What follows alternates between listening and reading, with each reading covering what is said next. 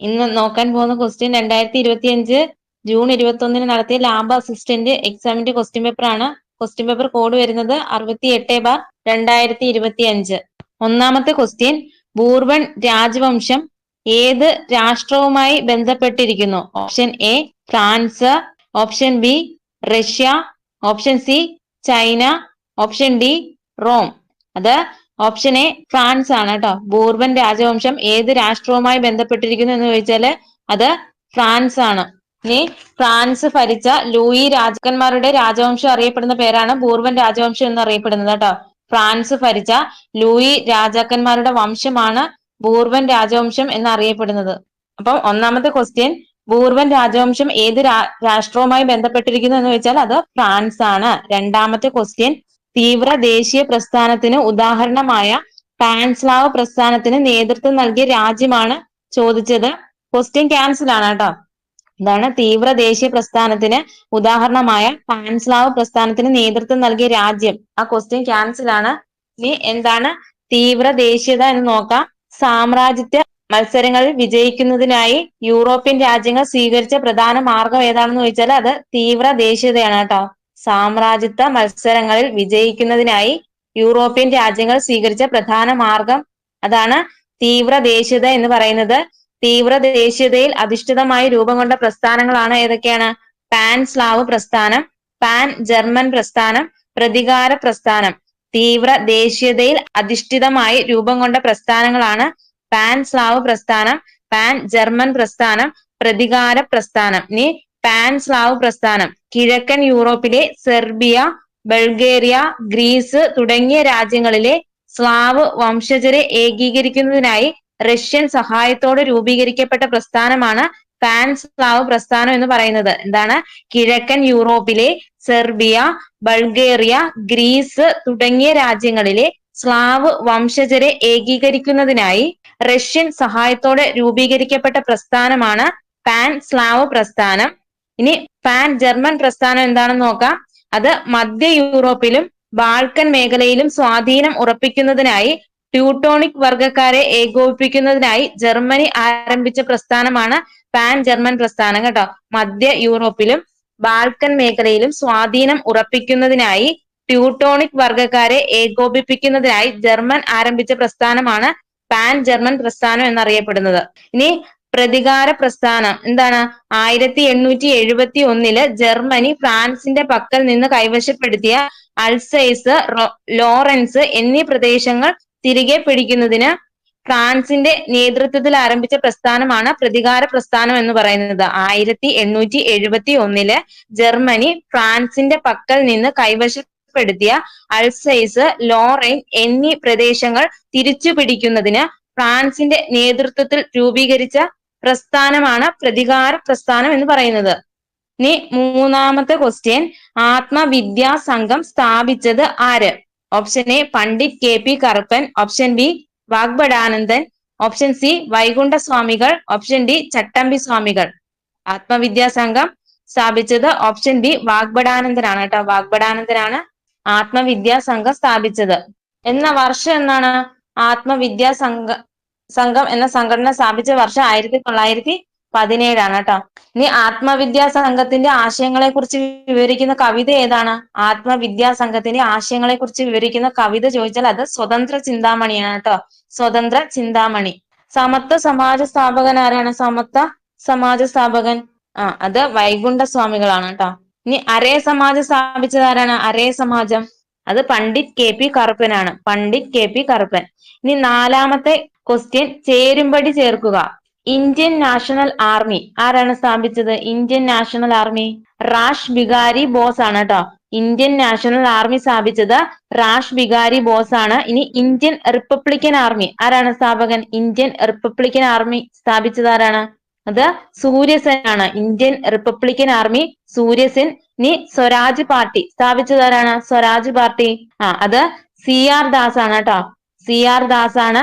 ഇനി ഗദ്ദാർ പാർട്ടി, ഗദ്ദാർ പാർട്ടിയുടെ സ്ഥാപകൻ ആരാണ്? ഗദ്ദാർ പാർട്ടി അത് ലാല ഹർദയാൽ ആണ് കേട്ടോ. അപ്പൊ ഇവിടെ ആൻസർ ആയിട്ട് വരുന്നത് ഓപ്ഷൻ ബി ആണ്. ഇനി എന്നാണ് സ്വരാജ് പാർട്ടി രൂപീകൃതമായത്? സ്വരാജ് പാർട്ടി രൂപീകൃതമായത് എന്നാണ്?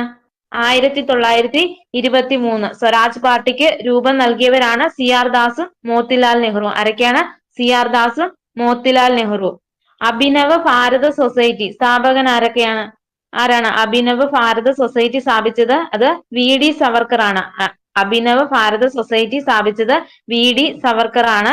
ഇനി അനുശീലൻ സമിതി സ്ഥാപകൻ ആരാണ്? ബരീന്ദ്ര കുമാർ ഘോഷും പുലിൻ ബിഹാരി ദാസുമാണ് കേട്ടോ. അനുശീലൻ സമിതി സ്ഥാപിച്ചത് ബരീന്ദർ കുമാർ ഘോഷും പുലിൻ ബിഹാരി ദാസുമാണ്. ഗദ്ദാർ പാർട്ടി സ്ഥാപകൻ ലാല ഹർദയാല്. ഇന്ത്യൻ റിപ്പബ്ലിക്കൻ ആർമി സ്ഥാപകൻ സൂര്യസെൻ. ഇനി അഞ്ചാമത്തെ ക്വസ്റ്റ്യൻ, 2025 പത്മവിഭൂഷൺ പുരസ്കാരത്തിന് അർഹയായ കുമുദിനി രജനീകാന്ത് ലഖ്യ ഏത് മേഖലയിലാണ് പ്രശസ്തി ആർജിച്ചത്? ഓപ്ഷൻ എ സംഗീതം, ഓപ്ഷൻ ബി നൃത്തം, ഓപ്ഷൻ സി സാഹിത്യം, ഓപ്ഷൻ ഡി ചിത്രകല. അത് ഓപ്ഷൻ ബി നൃത്തമാണ് കേട്ടോ. 2025 പത്മവിഭൂഷൺ പുരസ്കാരത്തിന് അർഹയായ കുമുദിനി രജനീകാന്ത് ലഖിയ ഏതു മേഖലയിലാണ് പ്രശസ്തയായതെന്ന് ചോദിച്ചാല് അത് നൃത്തമാണ് കേട്ടോ. നൃത്തം. 2025 പത്മ അവാർഡുകൾ, ആകെ പത്മ പുരസ്കാരങ്ങൾ ലഭിച്ചവർ 139 പേരാണ് കേട്ടോ. ആകെ പത്മ പുരസ്കാരങ്ങൾ ലഭിച്ചവര് 139 പേരാണ്. ഇനി പത്മവിഭൂഷൺ ലഭിച്ചവരുടെ എണ്ണം 7 പേരാണ് കേട്ടോ. പത്മവിഭൂഷൺ 7 പേർക്കാണ് ലഭിച്ചത്. പത്മവിഭൂഷൺ പുരസ്കാരം ആർക്കൊക്കെയാണെന്ന് ചോദിച്ചാല് അത് ദുവൂർ നാഗേശ്വർ റെഡ്ഡി, ദുവൂർ നാഗേശ്വർ റെഡ്ഡി, ജഗദീഷ് സിംഗ് ഖെവാർ കേട്ടോ. Jagdish Singh Khehar, Kumudini Rajnikant Lakhia, Lakshmi Narayana Subramaniam, MG Vasudevan Nair, Osamu Suzuki, Sharda Sinha. ഇത്രയും പേർക്കാണ് പത്മവിഭൂഷൺ പുരസ്കാരങ്ങൾ ലഭിച്ചത് കേട്ടോ. ദുവൂർ നാഗേശ്വർ റെഡ്ഡി മെഡിസിനുമായി ബന്ധപ്പെട്ടാണ്. എന്താണ്? മെഡിസിനുമായി ബന്ധപ്പെട്ടാണ് ദുവൂർ നാഗേശ്വർ റെഡ്ഡി.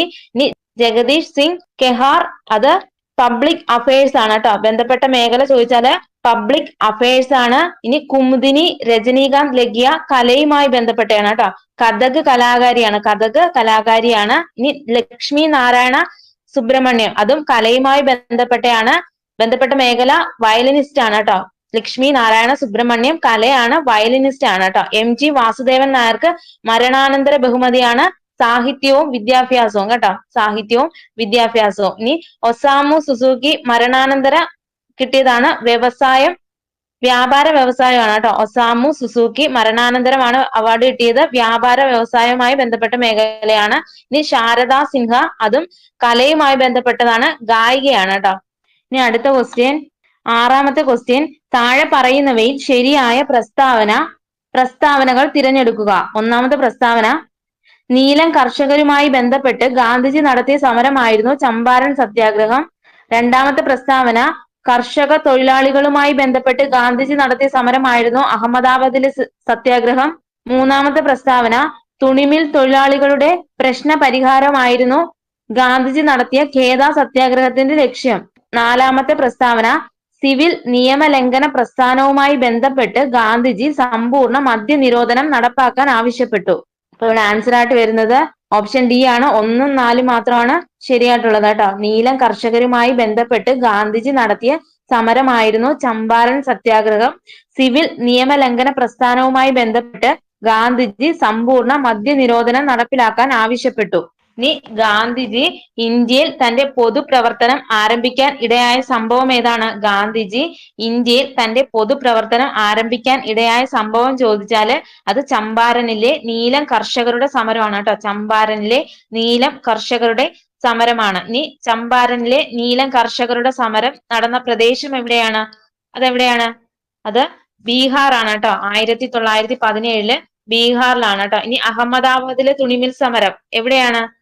അഹമ്മദാബാദിലെ തുണിമിൽ സമരം നടന്ന പ്രദേശം ഗുജറാത്ത് ആണ്. വർഷം ചോദിച്ചാൽ 1918. ഇനി ഖേദയിലെ കർഷക സമരം, ഖേദ കർഷക സമരം ചോദിച്ചാല് ഗുജറാത്തിലാണ്, 1918 കേട്ടോ. ഇനി 1918 അഹമ്മദാബാദ് തുണിമിൽ സമരത്തിന്റെ പ്രധാന കാരണം എന്താണ്?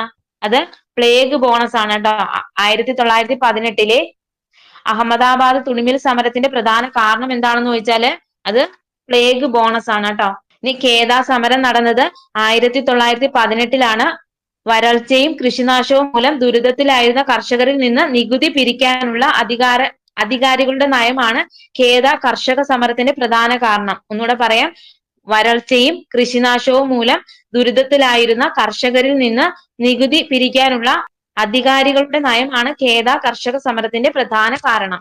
ഇനി അടുത്ത ക്വസ്റ്റ്യൻ, ഏഴാമത്തെ ക്വസ്റ്റ്യൻ. പശ്ചിമഘട്ടവും പൂർവഘട്ടവും സംഗമിക്കുന്ന പ്രദേശം. Option A Ponmudi, option B Kodaikanal, option C Nilgiri, option D Nelliyampathy.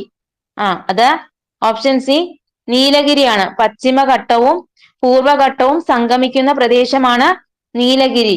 ഇനി തമിഴ്നാട്ടില് പശ്ചിമഘട്ടം അറിയപ്പെടുന്ന പേരെന്താണ്? തമിഴ്നാട്ടില് പശ്ചിമഘട്ടം അറിയപ്പെടുന്ന പേരെന്താണ്? അത് നീലഗിരിയാണ് കേട്ടോ. നീലഗിരി മലയാണ്. ഇനി നീലഗിരി മലയിലെ ആദിവാസി ഗോത്ര വിഭാഗം ഏതാണ്? അത് തോഡർ ആണ് കേട്ടോ. നീലഗിരി മലയിലെ ആദിവാസി ഗോത്ര വിഭാഗം ചോദിച്ചാല് തോഡർ ആണ് കേട്ടോ. തമിഴ്നാട്, കർണാടകം, കേരളം എന്നീ സംസ്ഥാനങ്ങളുടെ സംഗമ മേഖലയിലെ മലനിരകളെയാണ് നീലഗിരി കുന്നുകൾ എന്ന് പറയുന്നത്. എന്താണ്? തമിഴ്നാട്, കർണാടകം, കേരളം എന്നീ സംസ്ഥാനങ്ങളുടെ സംഗമ മേഖലയിലെ മലനിരകളെയാണ് നീലഗിരി കുന്നുകൾ എന്ന് വിളിക്കുന്നത് കേട്ടോ. ഇനി ഇവിടുത്തെ പ്രധാന സുഖവാസ കേന്ദ്രങ്ങൾ ഏതൊക്കെയാണ്? ഊട്ടി, കുനൂർ, കോട്ടഗിരി. ഇവയൊക്കെ എന്താണ്? നീലഗിരിയിലെ പ്രധാന സുഖവാസ കേന്ദ്രങ്ങളാണ് കേട്ടോ. ഊട്ടി, കുനൂർ, കോട്ടഗിരി. ജൈവ വൈവിധ്യ സമ്പന്നമാണ് നീലഗിരി കേട്ടോ.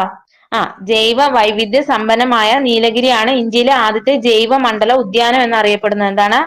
ജൈവ വൈവിധ്യ സമ്പന്നമായ നീലഗിരിയാണ് ഇന്ത്യയിലെ ആദ്യ ജൈവ മണ്ഡല ഉദ്യാനം എന്നറിയപ്പെടുന്നത് കേട്ടോ. ഇനി എട്ടാമത്തെ ക്വസ്റ്റ്യൻ. ആപേക്ഷിക ആർദ്രത കൂടുതലുള്ള തണുത്ത നീണ്ട രാത്രികൾ ഇത് രൂപം കൊള്ളാൻ കാരണമാകുന്നു. ഓപ്ഷൻ എ തുഷാരം, ഓപ്ഷൻ ബി മൂടൽമഞ്ഞ്, ഓപ്ഷൻ സി ഉറഞ്ഞ മഞ്ഞ്, ഓപ്ഷൻ ഡി നേർത്ത മഞ്ഞ്. അത് ഓപ്ഷൻ എ തുഷാരമാണ് കേട്ടോ. ആപേക്ഷിക ആർദ്രത കൂടുതലുള്ള തണുത്ത നീണ്ട രാത്രികൾ ഇത് രൂപപ്പെടാൻ കാരണമാകുന്നു. ഒന്നുകൂടെ പറയാം. ആപേക്ഷിക ആർദ്രത കൂടുതലുള്ള തണുത്ത നീണ്ട രാത്രികൾ ഇത് രൂപം കൊള്ളാൻ കാരണമാകുന്നു. ഏതാണ്? തുഷാരമാണ് കേട്ടോ. തുഷാരം. അന്തരീക്ഷത്തിലെ നീരാവി ഘനീഭവിക്കുന്നതിലൂടെ രൂപപ്പെടുന്നതാണ് മേഘങ്ങളും മൂടൽമഞ്ഞും തുഷാരവും കേട്ടോ. മേഘങ്ങളും മൂടൽമഞ്ഞും തുഷാരവും അന്തരീക്ഷത്തിലെ നീരാവി ഘനീഭവിക്കുന്നതിലൂടെ രൂപപ്പെടുന്നതാണ് മേഘങ്ങൾ, മൂടൽമഞ്ഞ്, തുഷാരം. ഇനി തണുപ്പുള്ള പ്രഭാതങ്ങളിൽ പുൽനാമ്പുകളിലും മറ്റും തണുത്ത പ്രതലങ്ങളിലും ജലകണികകൾ പറ്റിപ്പിടിച്ചിരിക്കുന്ന പ്രതിഭാസമാണ് തുഷാരം എന്നറിയപ്പെടുന്നത് കേട്ടോ. തണുപ്പുള്ള പ്രഭാതങ്ങളില് പുൽനാമ്പുകളിലും മറ്റ് തണുത്ത പ്രതലങ്ങളിലും ജലകണികകൾ പറ്റിപ്പിടിച്ചിരിക്കുന്ന പ്രതിഭാസമാണ് തുഷാരം എന്നറിയപ്പെടുന്നത്. ഇനി എന്താണ് മൂടൽമഞ്ഞ്? അത് താഴ്വരകളിലും ജലാശയങ്ങൾക്ക് മുകളിലും പുക പോലെ നേർത്ത ജലകണികകൾ തങ്ങി നിൽക്കുന്ന പ്രതിഭാസമാണ് മൂടൽമഞ്ഞ് അഥവാ ഫോഗ് എന്നറിയപ്പെടുന്നത് കേട്ടോ. താഴ്വരകളിലും ജലാശയങ്ങൾക്ക് മുകളിലും പുക പോലെ നേർത്ത ജലകണികകൾ തങ്ങി നിൽക്കുന്ന പ്രതിഭാസമാണ് മൂടൽമഞ്ഞ് അഥവാ ഫോഗ് എന്നറിയപ്പെടുന്നത്. കനത്ത മൂടൽമഞ്ഞ് എന്നറിയപ്പെടുന്നത് മൂടൽമഞ്ഞിലൂടെയുള്ള ദൂരക്കാഴ്ച 1 കിലോമീറ്റർ ദൂരത്തിലും കുറവാണെങ്കിൽ അത് അറിയപ്പെടുന്നതാണ് കനത്ത മൂടൽമഞ്ഞ് കേട്ടോ. മൂടൽമഞ്ഞിലൂടെയുള്ള ദൂരക്കാഴ്ച 1 കിലോമീറ്റർ ദൂരത്തിലും കുറവാണെങ്കിൽ അത് അറിയപ്പെടുന്നത് കനത്ത മൂടൽമഞ്ഞ് എന്നറിയപ്പെടുന്നു. ഇനി മൂടൽമഞ്ഞിലൂടെയുള്ള ദൂരക്കാഴ്ച 1 കിലോമീറ്റർ ദൂരത്തിലും അധികമാണെങ്കിൽ അത് അറിയപ്പെടുന്നതാണ് നേർത്ത മൂടൽമഞ്ഞ് കേട്ടോ. നേർത്ത മൂടൽമഞ്ഞ്. ഇനി വ്യാവസായിക മേഖലകളിൽ പുകയും മൂടൽമഞ്ഞും കൂടിക്കലർന്ന് രൂപം കൊള്ളുന്ന അന്തരീക്ഷാവസ്ഥ ഏതാണ്? വ്യാവസായിക മേഖലകളില് പുകയും മൂടൽമഞ്ഞും കൂടിക്കലർന്ന് രൂപം കൊള്ളുന്ന അന്തരീക്ഷാവസ്ഥ അത് സ്മോഗ് ആണ് കേട്ടോ. സ്മോഗ്. ക്വസ്റ്റ്യൻ ഒന്നുകൂടെ പറയാം. വ്യാവസായിക മേഖലകളിൽ പുകയും മൂടൽമഞ്ഞും കൂടിക്കലർന്ന് രൂപം കൊള്ളുന്ന അന്തരീക്ഷാവസ്ഥയെ അറിയപ്പെടുന്നതാണ് സ്മോഗ്. സ്മോഗ്. ഇനി അന്തരീക്ഷത്തിൽ അടങ്ങിയിരിക്കുന്ന നേർത്ത പൊടിപടലങ്ങളെ കേന്ദ്രമാക്കി നീരാവി ഘനീഭവിച്ചുണ്ടാകുന്ന ജലകണികകൾ കൂടിച്ചേർന്ന് രൂപം കൊള്ളുന്നതാണ് മേഘങ്ങൾ കേട്ടോ. അന്തരീക്ഷത്തിൽ അടങ്ങിയിരിക്കുന്ന നേർത്ത പൊടിപടലങ്ങളെ കേന്ദ്രമാക്കി നീരാവി ഘനീഭവിച്ചുണ്ടാകുന്ന ജലകണികകൾ കൂടിച്ചേർന്ന് രൂപം കൊള്ളുന്നതാണ് മേഘങ്ങൾ എന്നറിയപ്പെടുന്നത്. മേഘങ്ങൾ കേട്ടോ. ഇനി അടുത്ത ക്വസ്റ്റ്യൻ, 9ാമത്തെ ക്വസ്റ്റ്യൻ. ദേശീയ ജലപാത 3 ഏതു മുതൽ ഏതു വരെയാണ് ബന്ധിപ്പിക്കുന്നത്? ഓപ്ഷൻ എ അലഹബാദ് മുതൽ ഹാൽഡിയ വരെ, ഓപ്ഷൻ ബി കോട്ടപ്പുറം മുതൽ കൊല്ലം വരെ, ഓപ്ഷൻ സി സാദിയ മുതൽ ധൂബ്രി വരെ, ഓപ്ഷൻ ഡി മുകളിൽ കൊടുത്തവയല്ല. അത് ഓപ്ഷൻ ഡി ആണ്. മുകളിൽ കൊടുത്തവയല്ല കേട്ടോ. അപ്പം ദേശീയ ജലപാത ബന്ധിപ്പിക്കുന്നത് ദേശീയ ജലപാത 3 ബന്ധിപ്പിക്കുന്നത് എവിടെ മുതലാണ്? NW3 ബന്ധിപ്പിക്കുന്നത് കൊല്ലം കോഴിക്കോടാണ് കേട്ടോ. കൊല്ലം മുതൽ കോഴിക്കോട് വരെയാണ്. ഇനി NW1 ബന്ധിപ്പിക്കുന്നത് എവിടെ മുതൽ എവിടം വരെയാണ്? അത് ഗംഗാ നദിയില് അലഹബാദ് മുതൽ ഹാൽഡിയ വരെയാണ് കേട്ടോ. NW1 ബന്ധിപ്പിക്കുന്നത് ഗംഗാ നദിയിൽ അലഹബാദ് മുതൽ ഹാൽഡിയ വരെ.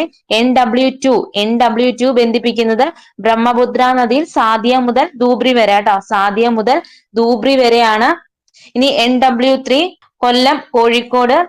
ഇനി NW4 ബന്ധിപ്പിക്കുന്നത് കാക്കിനാട മുതൽ പുതുച്ചേരി വരെയാണ് കേട്ടോ. NW4 ബന്ധിപ്പിക്കുന്നത് കാക്കിനാട മുതൽ പുതുച്ചേരി വരെയാണ്. ഇനി NW5 ദേശീയ ജലപാത 5 ബന്ധിപ്പിക്കുന്നത് ബ്രാഹ്മണി മുതൽ മഹാനദി ഡെൽറ്റ വരെയാണ് കേട്ടോ. ബ്രാഹ്മണി മുതൽ മഹാനദി ഡെൽറ്റ വരെയാണ്. ഇനി അടുത്ത ക്വസ്റ്റ്യൻ, 10ാമത്തെ ക്വസ്റ്റ്യൻ. താഴെ കൊടുത്തവയിൽ അവസാദ ശിലകൾക്ക് ഉദാഹരണങ്ങൾ ഏവ? ഒന്നാമത് പറഞ്ഞിരിക്കുന്നത് ചുണ്ണാമ്പ് കല്ല്, രണ്ടാമത് പറഞ്ഞിരിക്കുന്നത് ഗ്രാനൈറ്റ്, മൂന്നാമത് പറഞ്ഞിരിക്കുന്നത് കൽക്കരി, നാലാമത് പറഞ്ഞിരിക്കുന്നത് മാർബിള്. ഏതാണ് അവസാദ ശിലകൾക്ക് ഉദാഹരണം? അത് ഓപ്ഷൻ ബി ആണ്. 1ഉം 3ഉം ആണ് കേട്ടോ. ചുണ്ണാമ്പ് കല്ലും കൽക്കരിയാണ് അവസാദ ശിലകൾക്ക് ഉദാഹരണം കേട്ടോ. അവസാദ ശിലകൾക്ക് ഉദാഹരണം ചോദിച്ചാല് ചുണ്ണാമ്പ് കല്ലും കൽക്കരിയും. ഇനി രൂപം കൊള്ളുന്ന പ്രക്രിയ അനുസരിച്ച് ശിലകളെ എത്രയായി തരംതിരിക്കാം? രൂപം കൊള്ളുന്ന പ്രക്രിയയ്ക്ക് അനുസരിച്ച് ശിലകളെ 3ആയി തരംതിരിക്കുന്നു കേട്ടോ. 3ആയി തരംതിരിക്കുന്നു. ഏതൊക്കെയാണ്? ആഗ്നേയ ശിലകള്, അവസാദ ശിലകള്, കായാന്തരിത ശിലകള് കേട്ടോ. ആഗ്നേയ ശിലകള്, അവസാദ ശിലകള്, കായാന്തരിത ശിലകള്. ഇനി ശിലകളുടെ മാതാവ്, പ്രാഥമിക ശില, പിതൃശില എന്നീ പേരുകളിൽ അറിയപ്പെടുന്ന ശില ഏതാണ്? അത് ആഗ്നേയ ശിലയാണ് കേട്ടോ. ശിലകളുടെ മാതാവ്, പ്രാഥമിക ശില, പിതൃശില എന്നീ പേരുകളിൽ അറിയപ്പെടുന്ന ശിലയാണ് ആഗ്നേയ ശില. ഇനി അടിസ്ഥാന ശില എന്നറിയപ്പെടുന്നതും ആഗ്നേയ ശിലയാണ് കേട്ടോ. ഭൂവൽക്കത്തിൽ ഏറ്റവും കൂടുതൽ കാണപ്പെടുന്ന ശില ഏതാണ്? ഭൂവൽക്കത്തിൽ ഏറ്റവും കൂടുതൽ കാണപ്പെടുന്ന ശില ഏതാണെന്ന് ചോദിച്ചാൽ അത് ആഗ്നേയ ശിലയാണ്. ഇനി ഫോസിലുകൾ കാണപ്പെടാത്ത ശില ഏതാണ്? ഫോസിലുകൾ കാണപ്പെടാത്ത ശിലയാണ് ആഗ്നേയ ശില കേട്ടോ. ഇനി ആഗ്നേയ ശിലകൾക്ക് ഉദാഹരണങ്ങളാണ് ബസാൾട്ട്, ഗ്രാനൈറ്റ്, ഡോളറൈറ്റ്, ഗാബ്രോ, അഗ്നിപർവ്വതജന്യ ബ്രച്ചിയ, ടഫ്. ഇതൊക്കെ എന്താണ്? ആഗ്നേയ ശിലകൾക്ക് ഉദാഹരണമാണ് കേട്ടോ. ബസാൾട്ട്, ഗ്രാനൈറ്റ്, ഡോളമൈറ്റ്, ഗാബ്രോ, അഗ്നിപർവ്വതജന്യ ബ്രച്ചിയ, ടഫ്. ഇതൊക്കെ എന്താണ്? ആഗ്നേയ ശിലകൾക്ക് ഉദാഹരണമാണ്. ഇനി ബസാൾട്ട് ശിലകൾക്ക് അപക്ഷയം സംഭവിച്ചുണ്ടാകുന്ന മണ്ണ് ഏതാണ്? ബസാൾട്ട് ശിലകൾക്ക് അപക്ഷയം സംഭവിച്ചുണ്ടാകുന്ന മണ്ണ് ഏതാണ്? അത് കറുത്ത മണ്ണ് കേട്ടോ. കറുത്ത പരുത്തി മണ്ണാണ് കേട്ടോ. ഇനി അവസാദ ശിലകള് കാറ്റ്, ഒഴുക്കുവെള്ളം, ഹിമാനികൾ, തിരമാലകൾ എന്നിവയുടെ പ്രവർത്തന ഫലമായി രൂപം കൊണ്ട ശില ഏതാണ്? കാറ്റ്, ഒഴുക്കുവെള്ളം, ഹിമാനികൾ, തിരമാലകൾ എന്നിവയുടെ പ്രവർത്തന ഫലമായി രൂപം കൊള്ളുന്ന ശിലകളാണ് അവസാദ ശിലകൾ. ഇവ എന്താണ്? പാളികളായി കാണപ്പെടുന്ന ശിലയാണ്. പാളികളായി കാണപ്പെടുന്ന ശില ഏതാണെന്ന് ചോദിച്ചാൽ അത് അവസാദ ശിലയാണ്. ഇനി ഫോസിലുകൾ കാണപ്പെടുന്ന ശില, ഫോസിലുകൾ കാണപ്പെടുന്ന ശിലയാണ് അവസാദ ശില. ഉദാഹരണമാണ് മണൽക്കല്ല്, ചുണ്ണാമ്പ് കല്ല്, കൽക്കരി. ഇവയൊക്കെ എന്താണ്? അവസാദ ശിലകൾക്ക് ഉദാഹരണമാണ്. ഇനി ഉയർന്ന മർദ്ദം മൂലമോ താപം മൂലമോ ശിലകൾ ഭൗതികമായും രാസപരമായും മാറ്റങ്ങൾക്ക് വിധേയമായാണ് കായാന്തരിക ശിലകൾ രൂപം കൊള്ളുന്നത് കേട്ടോ. എന്താണ്? ഉയർന്ന മർദ്ദം മൂലമോ താപം മൂലമോ ശിലകൾ ഭൗതികമായും രാസപരമായും മാറ്റങ്ങൾക്ക് വിധേയമായാണ് കായാന്തരിത ശിലകൾ രൂപപ്പെടുന്നത്. ഇനി കായാന്തരിതം എന്ന വാക്കിന്റെ അർത്ഥം തന്നെ രൂപാന്തരം സംഭവിച്ചത് എന്നാണ് കേട്ടോ. കായാന്തരിതം എന്ന വാക്കിന് അർത്ഥം എന്താണെന്ന് വെച്ചാൽ അത് രൂപാന്തരം സംഭവിച്ചതാണ്. ഇനി ഈ ആഗ്നേയ ശിലയും അവസാദ ശിലയൊക്കെ എന്താണ്? കായാന്തരിക ശിലയായിട്ട് മാറും. ഇപ്പൊ ഞാൻ ചോദിക്കാം, ഗ്രാനൈറ്റ് ശില, ഗ്രാനൈറ്റ് ശില കായാന്തരിത ശിലയായിട്ട് മാറുമ്പോൾ എന്തായിട്ടാണ് മാറുന്നത്? ഗ്രാനൈറ്റ് അത് നൈസ് ആണ് കേട്ടോ. ഗ്രാനൈറ്റ് കായാന്തരിത ശിലയായിട്ട് മാറുമ്പോൾ അത് നൈസ് ആണ്. ഇനി ചുണ്ണാമ്പ് കല്ല്, ചുണ്ണാമ്പ് കല്ല് എന്തായിട്ടാണ് മാറുന്നത്? അത് മാർബിൾ ആണ് കേട്ടോ. ചുണ്ണാമ്പ് കല്ല് മാർബിൾ ആണ്. ബസാൾട്ട് എന്തായിട്ട് മാറും? അത് ഷിസ്റ്റ് ആയിട്ട് മാറും കേട്ടോ. ബസാൾട്ട് ഷിസ്റ്റ് ആയിട്ട് മാറും. ഇനി മണൽക്കല്ല്, മണൽക്കല്ല് എന്തായിട്ടാണ് രൂപപ്പെടുന്നത്? അത് ക്വാർട്ട്സൈറ്റ് ആണ് കേട്ടോ. ക്വാർട്ട്സൈറ്റ്. ഇനി കൽക്കരി ഗ്രാഫൈറ്റ് ആയിട്ട് മാറുന്നു കേട്ടോ. കൽക്കരി ഗ്രാഫൈറ്റ് ആയിട്ട് മാറുന്നു. കളിമണ്ണ് ഷെയ്ല് സ്ലേറ്റ് ആയിട്ട് മാറുന്നു. ഒന്നുകൂടെ പറയാം, മറ്റു ശിലകൾ കായാന്തരിത ശിലയായി മാറുന്നത് ഗ്രാനൈറ്റ് നൈസ് ആയിട്ട് മാറുന്നു, ചുണ്ണാമ്പ് കല്ല്, മാർബിള്, ബസാൾട്ട്, ഷിസ്റ്റ്, മണൽക്കല്ല് ക്വാർട്ട്സൈറ്റ്, കളിമണ്ണ്, ഷെയില്, സ്ലേറ്റ് ആയിട്ട് മാറും. കൽക്കരി ഗ്രാഫൈറ്റ് ആയിട്ട് മാറും കേട്ടോ. ഇനി 11ാമത്തെ ക്വസ്റ്റ്യൻ, ആകാശത്തിൽ പാളികൾ പോലെ കാണപ്പെടുന്ന മേഘം. Option A cirrus, option B cumulus, option C nimbus, option D Stratus. അത് ഓപ്ഷൻ ഡി സ്ട്രാറ്റസ് ആണ് കേട്ടോ. ആകാശത്തിൽ പാളികൾ പോലെ കാണപ്പെടുന്ന മേഘമാണ് സ്ട്രാറ്റസ് മേഘം. മേഘങ്ങളെ എത്രയായിട്ട് തരംതിരിച്ചിരിക്കുന്നു? മേഘങ്ങളെ രൂപത്തിന്റെ അടിസ്ഥാനത്തിൽ മേഘങ്ങളെ എത്രയായി തരംതിരിച്ചിരിക്കുന്നു? അത് 4ആയിട്ട് തരംതിരിച്ചിരിക്കുന്നു കേട്ടോ. രൂപത്തിന്റെ അടിസ്ഥാനത്തിൽ മേഘങ്ങളെ 4ആയി തരംതിരിച്ചിരിക്കുന്നു. ഏതൊക്കെയാണ്? സിറസ് മേഘങ്ങള്, സ്ട്രാറ്റസ് മേഘങ്ങള്, ക്യുമുലസ് മേഘങ്ങള്, നിംബസ് മേഘങ്ങള്. സിറസ് മേഘം, സ്ട്രാറ്റസ് മേഘം, കുമുലസ് മേഘം, നിംബസ് മേഘം. ഇനി തെളിഞ്ഞ ദിനാന്തരീക്ഷ സ്ഥിതിയിൽ വളരെ ഉയരങ്ങളിൽ നേർത്ത തൂവൽക്കെട്ടുകൾ പോലെ കാണപ്പെടുന്ന മേഘം ഏതാണ്? തെളിഞ്ഞ ദിനാന്തരീക്ഷ സ്ഥിതിയിൽ വളരെ ഉയരങ്ങളിൽ നേർത്ത തൂവൽക്കെട്ടുകൾ പോലെ കാണപ്പെടുന്ന മേഘങ്ങളാണ് സിറസ് മേഘങ്ങൾ എന്നറിയപ്പെടുന്നത്. താഴ്ന്ന വിതാനങ്ങളിൽ കനത്ത പാളികളായി കാണപ്പെടുന്ന മേഘം ഏതാണ്? താഴ്ന്ന വിതാനങ്ങളിൽ കനത്ത പാളികളായി കാണപ്പെടുന്ന മേഘങ്ങളാണ് സ്ട്രാറ്റസ് മേഘങ്ങള്. ഇനി ഉയർന്ന സംവഹന പ്രവാഹ ഫലമായി രൂപം കൊള്ളുന്ന തൂവൽ കെട്ടുകൾ പോലെ ലംബ ദിശയിൽ കൂടുതൽ വ്യാപിച്ചിരിക്കുന്ന മേഘങ്ങൾ ഏതാണ്? അത് ക്യുമുലസ് മേഘങ്ങളാണ് കേട്ടോ. ഉയർന്ന സംവഹന പ്രവാഹ ഫലമായി രൂപം കൊള്ളുന്ന തൂവൽ കെട്ടുകൾ പോലെയുള്ള ലംബ ദിശയിൽ കൂടുതൽ വ്യാപിച്ചിരിക്കുന്ന മേഘങ്ങളാണ് ക്യുമുലസ് മേഘങ്ങള്. ഇനി താഴ്ന്ന വിതാനങ്ങളിൽ കാണപ്പെടുന്ന ഇരുണ്ട മഴ മേഘങ്ങളാണ് നിംബസ് മേഘങ്ങൾ കേട്ടോ. താഴ്ന്ന വിതാനങ്ങളിൽ കാണുന്ന ഇരുണ്ട മഴമേഘങ്ങളാണ് നിംബസ് മേഘങ്ങൾ എന്നറിയപ്പെടുന്നത്. ഇനി അടുത്ത ക്വസ്റ്റ്യൻ, 12ാമത്തെ ക്വസ്റ്റ്യൻ, അനാസാഗർ തടാകം ഏത് സംസ്ഥാനത്തിലാണ്? അനാസാഗർ തടാകം ഏത് സംസ്ഥാനത്തിലാണ്? ഓപ്ഷൻ പറയാം. Option A Gujarat, option B Rajasthan, option C Madhya Pradesh, option D Jharkhand. അത് ഓപ്ഷൻ ബി രാജസ്ഥാൻ ആണ് കേട്ടോ. രാജസ്ഥാൻ. അനാസാഗർ തടാകം സ്ഥിതി ചെയ്യുന്നത് രാജസ്ഥാൻ. ഇനി കുറച്ച് തടാകങ്ങൾ നോക്കാം. കൊല്ലേരു തടാകം ഏത് സംസ്ഥാനത്താണ്? കൊല്ലേരു തടാകം ആന്ധ്രാപ്രദേശ് ആണ്. ലോക്താക് തടാകം സ്ഥിതി ചെയ്യുന്നത് എവിടെയാണ്? ലോക്താക് തടാകം അത് മണിപ്പൂരാണ്. ഇനി ഡുംബൂർ തടാകം ഏത് സംസ്ഥാനത്താണ്? ഡുംബൂർ തടാകം അത് ത്രിപുരയാണ് കേട്ടോ. ഡുംബൂർ തടാകം ത്രിപുരയാണ്. ഇനി വൂളാർ തടാകം, വൂളാർ തടാകം എവിടെയാണ്? അത് ജമ്മു കാശ്മീരാണ് കേട്ടോ. വൂളാർ തടാകം ജമ്മു കാശ്മീരാണ്. ഇനി ചിൽക്ക തടാകം ഏത് സംസ്ഥാനത്താണ്? ചിൽക്ക തടാകം അത് ഒഡീഷയാണ് കേട്ടോ. ചിൽക്ക തടാകം ഒഡീഷയാണ്. ഇന്ത്യയില് ഏറ്റവും ഉയരത്തിൽ സ്ഥിതി ചെയ്യുന്ന തടാകം ഏതാണ്? ഇന്ത്യയില് ഏറ്റവും ഉയരത്തിൽ സ്ഥിതി ചെയ്യുന്ന തടാകം അത് ചൊലാമു തടാകമാണ് കേട്ടോ. ഇന്ത്യയിലെ ഏറ്റവും ഉയരത്തിൽ സ്ഥിതി ചെയ്യുന്ന തടാകം ചോദിച്ചാൽ അത് ചൊലാമു തടാകം സിക്കിമിലാണ് കേട്ടോ. ഇന്ത്യയിലെ ഏറ്റവും വലിയ ഓക്സ്ബോ തടാകം ഏതാണ്?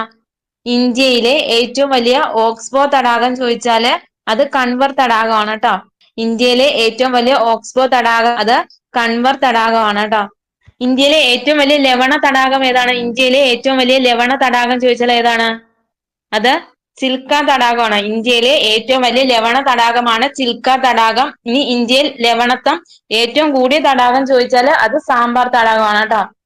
ഇന്ത്യയില് ലവണത്വം ഏറ്റവും കൂടിയ തടാകം ചോദിച്ചാൽ സാമ്പാർ രാജസ്ഥാനാണ് കേട്ടോ. ഇന്ത്യയിലെ ഏറ്റവും വലിയ ലവണ തടാകമാണ് ചിൽക്ക. ഇന്ത്യയിൽ ലവണത്വം ഏറ്റവും കൂടിയ തടാകം സാമ്പാറാണ് കേട്ടോ. ഇനി ഉൽക്കാപതനത്തിന്റെ ഫലമായി ഇന്ത്യയിൽ രൂപം കൊണ്ട തടാകം ഏതാണ്? ഉൽക്കാപതനത്തിന്റെ ഫലമായി ഇന്ത്യയിൽ രൂപം കൊണ്ട തടാകം ഏതാണ്? അത് ലോണാർ തടാകമാണ് കേട്ടോ. ലോണാർ തടാകം മഹാരാഷ്ട്രയാണ്. ഉൽക്കാപതനത്തിന്റെ ഫലമായി ഇന്ത്യയിൽ രൂപം കൊണ്ട തടാകം ചോദിച്ചാൽ ലോണാർ തടാകമാണ്. ഇനി കേര ദ്വീപ് സ്ഥിതി ചെയ്യുന്ന തടാകം ഏതാണ്? കേര ദ്വീപ് സ്ഥിതി ചെയ്യുന്ന തടാകം ചോദിച്ചാൽ അത് ഡുംബൂർ തടാകമാണ് കേട്ടോ. കേര ദ്വീപ് സ്ഥിതി ചെയ്യുന്ന തടാകം ചോദിച്ചാല് ഡുംബൂർ തടാകമാണ്. ഇനി ഇന്ത്യയില് ഏറ്റവും കൂടുതൽ ദേശാടന പക്ഷികൾ എത്തുന്ന തടാകം ഏതാണ്? ഇന്ത്യയിൽ ഏറ്റവും കൂടുതൽ ദേശാടന പക്ഷികൾ എത്തുന്ന തടാകം ചോദിച്ചാൽ അത് നൽ സരോവർ ആണ് കേട്ടോ. നൽ സരോവർ ഗുജറാത്ത്. ഒരു കാര്യം പറഞ്ഞോട്ടെ, നമ്മുടെ എയിം ഫോർ PSC ടെലഗ്രാം ചാനലിൽ എല്ലാ ദിവസവും PYQ ഡിസ്കഷൻ ക്ലാസ്സുകൾ ഉണ്ടായിരിക്കുന്നതാണ്. നമ്മൾ അന്നന്ന് ഡിസ്കസ് ചെയ്യുന്ന ക്വസ്റ്റ്യൻ പേപ്പർ നമ്മുടെ ടെലഗ്രാം ചാനലിൽ PDF ആയിട്ട് ഇടുന്നതായിരിക്കും. ആ ക്വസ്റ്റ്യൻ പേപ്പർ നിങ്ങൾ OMR ആയി തന്നെ ചെയ്യാൻ ശ്രമിക്കുക. ഇനി OMR ഇല്ലാത്തവർക്ക് നമ്മുടെ ടെലഗ്രാം ചാനലിൽ അതിന്റെ ഒരു PDF കൊടുത്തിട്ടുണ്ട്. അത് നിങ്ങൾ പ്രിന്റ് എടുത്ത് OMR ആയിട്ട് തന്നെ എക്സാം എഴുതാൻ ശ്രമിക്കുക. ഒരു PSC എക്സാം എഴുതുന്ന ലാഘവത്തോടു കൂടി തന്നെ നിങ്ങൾ ആ OMR എക്സാം എഴുതാൻ ശ്രമിക്കുക. ഇനി തെറ്റിപ്പോയത് അറിയാത്തതായിട്ടുള്ള കാര്യങ്ങൾ എന്താണ് നിങ്ങൾ അതിൽ എഴുതി വെച്ച് അത് നിങ്ങൾ റിവിഷൻ ചെയ്യുക. ഈ ക്വസ്റ്റ്യൻ പേപ്പറിന്റെ ലൈവ് ഡിസ്കഷൻ ക്ലാസ് വൈകിട്ട് 7:15 നമ്മുടെ ടെലഗ്രാം ചാനലിൽ ഉണ്ടായിരിക്കുന്നതാണ്. ഈ ക്ലാസ്സിന്റെ റെക്കോർഡ് ടെലഗ്രാമിലും ഇടും. അതുപോലെ തന്നെ ലൈവിന് ഇടയ്ക്ക് നടക്കുന്ന അനാവശ്യ ടോക്കുകളൊക്കെ ഒഴിവാക്കി എഡിറ്റ് ചെയ്ത് അത്യാവശ്യം വൃത്തിയുള്ള ഒരു കോപ്പി യൂട്യൂബ് ചാനലിലും ഇടുന്നതായിരിക്കും. ഇതിന്റെ റെക്കോർഡ് കാണാൻ കുറച്ചുകൂടി നല്ലത് നിങ്ങൾക്ക് യൂട്യൂബ് ചാനൽ തന്നെ ആയിരിക്കും കേട്ടോ. അപ്പൊ യൂട്യൂബിൽ വന്ന് ക്ലാസ് കാണുകയും ക്വസ്റ്റ്യൻ കണ്ടുകൊണ്ട് തന്നെ നോട്ടൊക്കെ പ്രിപ്പയർ ചെയ്യാനും സാധിക്കുന്നതാണ്. ഇനി ജനറൽ ടോപ്പിക്ക് മാത്രമേ നമ്മൾ ഈ വീഡിയോയിൽ ഉൾപ്പെടുത്തുന്നുള്ളൂ കേട്ടോ. ഇതിലെ മാത്സ്, മലയാളം, ഇംഗ്ലീഷ് ഒക്കെ എന്താണ് എയിം ഫോർ PSC MEM എന്ന ഒരു പുതിയ ഒരു ചാനൽ നമ്മൾ ഉടൻ തന്നെ സ്റ്റാർട്ട് ചെയ്യുന്നതായിരിക്കും. അതിൽ നമ്മൾ ഈ ടോപ്പിക്കൊക്കെ അപ്ലോഡ് ചെയ്യുന്നതായിരിക്കും. യൂട്യൂബിൽ ക്ലാസ് കാണുന്ന ആൾക്കാർ യൂട്യൂബിൽ തന്നെ കാണുക. അതുപോലെ തന്നെ ലൈവിൽ പങ്കെടുക്കാൻ താല്പര്യമുണ്ടെങ്കിൽ നമ്മുടെ Telegram channel aim four PSC എന്ന ടെലഗ്രാം ചാനലിലെ ലിങ്ക് ഈ വീഡിയോയുടെ ഡിസ്ക്രിപ്ഷനിൽ കൊടുത്തിട്ടുണ്ട്. അപ്പോൾ അത് ജോയിൻ ചെയ്യുക. ഇനി ക്വസ്റ്റ്യൻ പേപ്പറിന്റെ PDF-ഉം OMR ഷീറ്റ് ഡൗൺലോഡ് ചെയ്യാനും ഒക്കെ നമ്മുടെ എയിം ഫോർ PSC എന്ന ടെലഗ്രാം ചാനലിൽ ജോയിൻ ചെയ്യുക.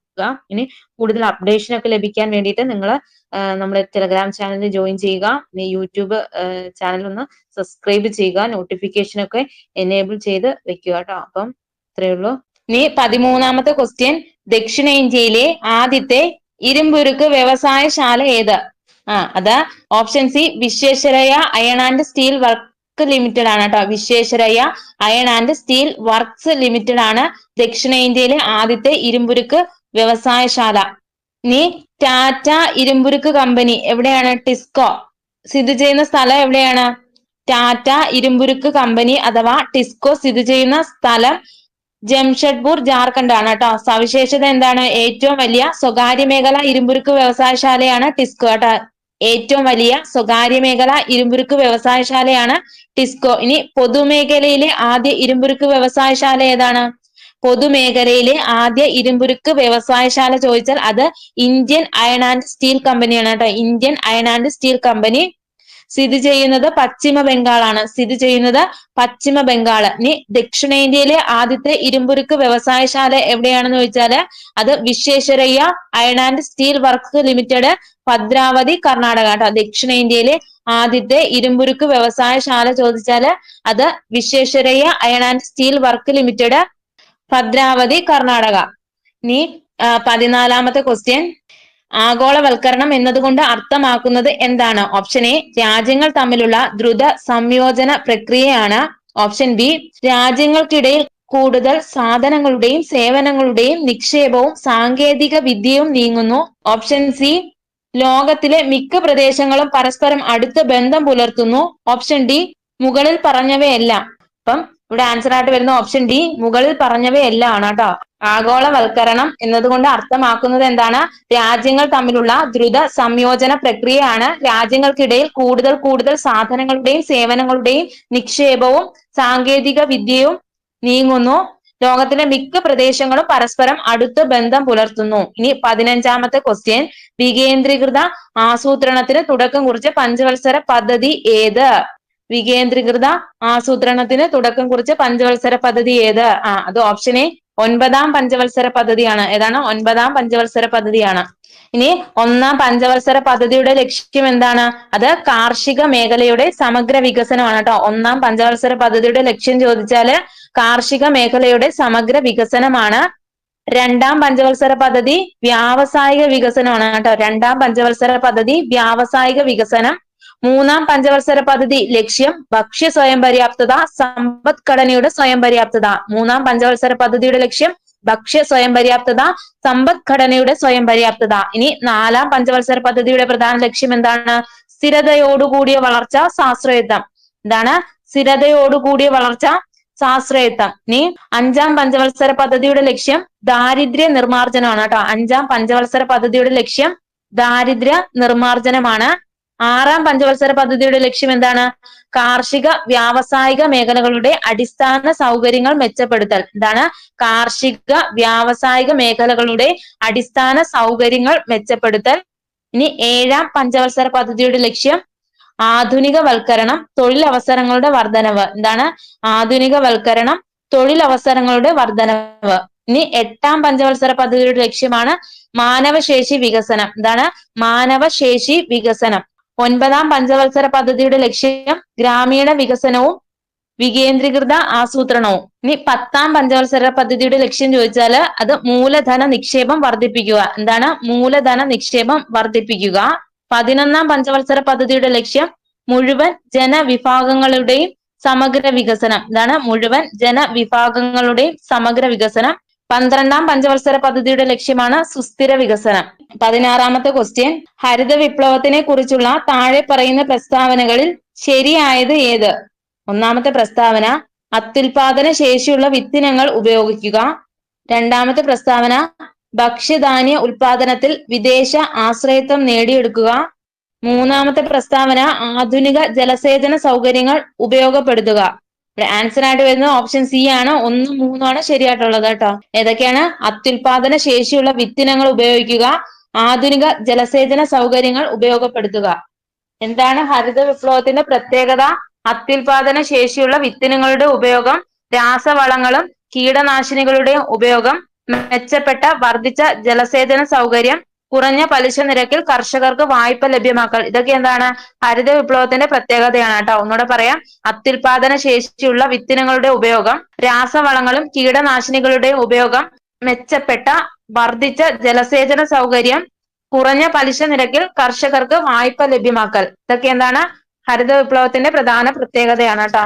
ഇനി ഹരിത വിപ്ലവത്തിന്റെ പ്രധാന നേട്ടങ്ങൾ എന്തൊക്കെയാണ്?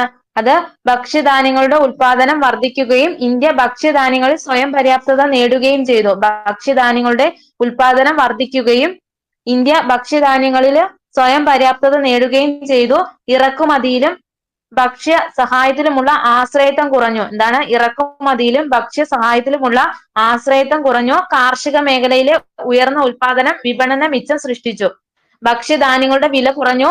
ഇത് താഴ്ന്ന വരുമാനക്കാരായ വിഭാഗങ്ങൾക്ക് പ്രയോജനം ചെയ്തു കേട്ടോ. ഇതൊക്കെ ഹരിത വിപ്ലവത്തിന്റെ പ്രധാന നേട്ടങ്ങളാണ്. ഇനി അടുത്ത ക്വസ്റ്റ്യൻ ആണ് 17ാമത്തെ ക്വസ്റ്റ്യൻ. വാണിജ്യ ബാങ്കുകളുടെ ധർമ്മങ്ങളിൽ ഉൾപ്പെടാത്തത് ഏത്? ഓപ്ഷൻ എ, നിക്ഷേപങ്ങൾ സ്വീകരിക്കുന്നു. ഓപ്ഷൻ ബി, പണം അച്ചടിച്ചിറക്കുന്നു. ഓപ്ഷൻ സി, വായ്പകൾ നൽകുന്നു. ഓപ്ഷൻ ഡി, ലോക്കർ സൗകര്യം നൽകുന്നു. അത് ഓപ്ഷൻ ബി, പണം അച്ചടിച്ചിറക്കുന്നു കേട്ടോ. വാണിജ്യ ബാങ്കുകളുടെ ധർമ്മങ്ങളിൽ പെടാത്തതാണ്.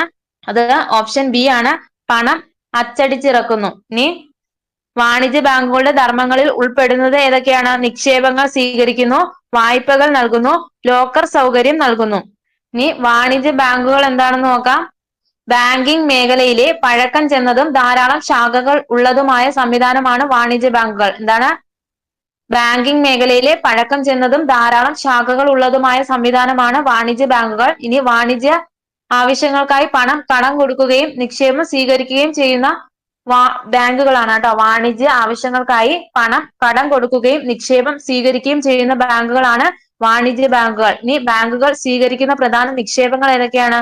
അത് demand deposit, current account deposit, saving deposit, time deposit. ഇതൊക്കെയാണ് ബാങ്കുകൾ സ്വീകരിക്കുന്ന പ്രധാന നിക്ഷേപങ്ങൾ. ഇനി വാണിജ്യ ബാങ്കുകൾ നൽകുന്ന പ്രധാന വായ്പാ സൗകര്യങ്ങൾ ഏതൊക്കെയാണ്? അത് ക്യാഷ് ക്രെഡിറ്റ്, ഓവർ ഡ്രാഫ്റ്റ്, വാണിജ്യ ബില്ലുകളുടെ ഡിസ്കൗണ്ട് കേട്ടോ. വാണിജ്യ ബാങ്കുകൾ നൽകുന്ന പ്രധാന വായ്പാ സൗകര്യങ്ങളാണ് ക്യാഷ് ക്രെഡിറ്റ്, ഓവർ ഡ്രാഫ്റ്റ്, വാണിജ്യ ബില്ലുകളുടെ ഡിസ്കൗണ്ട്. ഇനി വാണിജ്യ ബാങ്കുകൾ നൽകുന്ന പ്രധാന സേവനങ്ങൾ ചോദിച്ചാൽ അത് ATM സൗകര്യം, ലോക്കർ സൗകര്യം കേട്ടോ. വാണിജ്യ ബാങ്കുകൾ നൽകുന്ന പ്രധാന സേവനങ്ങളാണ് ATM സൗകര്യം, ലോക്കർ സൗകര്യം. ഇനി പണം അച്ചടിച്ചിറക്കുന്ന ബാങ്ക് ഏതാണ്? പണം അച്ചടിച്ചിറക്കുന്ന ബാങ്കുകൾ ചോദിച്ചാൽ അത് ഏതാണ്? അത് റിസർവ് ബാങ്ക് ഓഫ് ഇന്ത്യ ആണ് കേട്ടോ. Reserve bank of India. ഇന്ത്യയുടെ കേന്ദ്ര ബാങ്ക് എന്നറിയപ്പെടുന്നത് ഏതാണ്? ഇന്ത്യയുടെ കേന്ദ്ര ബാങ്ക് എന്നറിയപ്പെടുന്നത് റിസർവ് ബാങ്ക് ആണ് കേട്ടോ. എന്നാണ് റിസർവ് ബാങ്ക് നിലവിൽ വന്നത്? റിസർവ് ബാങ്ക് നിലവിൽ വന്നത് എന്നാണ്? അത് 1935 ഏപ്രിൽ 1 കേട്ടോ. റിസർവ് ബാങ്ക് ഓഫ് ഇന്ത്യ സ്ഥാപിതമായ വർഷമാണ് 1935 ഏപ്രിൽ 1. ഇനി ഇന്ത്യയില് പണനയത്തിന്റെ ചുമതല വഹിക്കുന്നത് ആരാണ്? ഇന്ത്യയില് പണനയത്തിന്റെ ചുമതല വഹിക്കുന്നത് റിസർവ് ബാങ്ക് ഓഫ് ഇന്ത്യ ആണ് കേട്ടോ. റിസർവ് ബാങ്ക് ഓഫ് ഇന്ത്യ ആണ്. ഇനി റിസർവ് ബാങ്ക് ഓഫ് ഇന്ത്യ നിലവിൽ വരാൻ കാരണമായിട്ടുള്ള കമ്മീഷൻ ഏതാണ്? ഏത് കമ്മീഷന്റെ ശുപാർശ പ്രകാരമാണ് റിസർവ് ബാങ്ക് ഓഫ് ഇന്ത്യ നിലവിൽ വന്നത്? അത് ഹിൽട്ടൺ യങ് കമ്മീഷനാണ് കേട്ടോ. ഹിൽട്ടൺ യങ് കമ്മീഷനാണ്. ഇനി ഇന്ത്യയില് 1 രൂപ നോട്ടുകളും നാണയങ്ങളും ഒഴികെയുള്ള എല്ലാ കറൻസികളും പുറത്തിറക്കുന്നത് ആരാണ്? ഇന്ത്യയില് 1 രൂപ നോട്ടുകളും നാണയങ്ങളും ഒഴികെയുള്ള എല്ലാ കറൻസികളും പുറത്തിറക്കുന്നത് അത് RBI ആണ് കേട്ടോ. RBI. ഇനി 1 രൂപ നോട്ടും നാണയങ്ങളും പുറത്തിറക്കുന്നത് ആരാണ്? 1 രൂപ നോട്ടും നാണയങ്ങളും പുറത്തിറക്കുന്നത് അത് കേന്ദ്ര ഗവൺമെന്റിന്റെ ധനകാര്യ വകുപ്പാണ് കേട്ടോ. കേന്ദ്ര ഗവൺമെന്റിന്റെ ധനകാര്യ വകുപ്പാണ്. ഇനി 18ാമത്തെ ക്വസ്റ്റ്യൻ. 2025 ഏപ്രിൽ 30 ചുമതലയേറ്റ കേരളത്തിന്റെ 50ാമത്തെ ചീഫ് സെക്രട്ടറി ആരാ? അത് option B A Jayathilak. 2025 April 30 ചുമതലയേറ്റ കേരളത്തിന്റെ 50ാമത്തെ ചീഫ് സെക്രട്ടറി ആണ് ഓപ്ഷൻ ബി എ ജയതിലക്. ഇനി 19ാമത്തെ ക്വസ്റ്റ്യൻ. പഹൽഗാമിലെ ഭീകര ആക്രമണത്തിന് തിരിച്ചടിയായി ഇന്ത്യ നടത്തിയ സൈനിക നടപടിയുടെ പേര് ഏതാ? അത് ഓപ്ഷൻ ഡി ഓപ്പറേഷൻ സിന്ദൂർ ആണ് കേട്ടോ. പഹൽഗാമിലെ ഭീകര ആക്രമണത്തിന് തിരിച്ചടിയായി ഇന്ത്യ നടത്തിയ സൈനിക നടപടിയുടെ പേരാണ് ഓപ്പറേഷൻ സിന്ദൂർ. ഇനി ഓപ്പറേഷൻ സിന്ദൂറിന് ആ പേര് നൽകിയത് ആരാണ്? ഓപ്പറേഷൻ സിന്ദൂറിന് ആ പേര് നൽകിയത് ആരാണെന്ന് ചോദിച്ചാൽ അത് നരേന്ദ്രമോദിയാണ് കേട്ടോ. നരേന്ദ്രമോദി.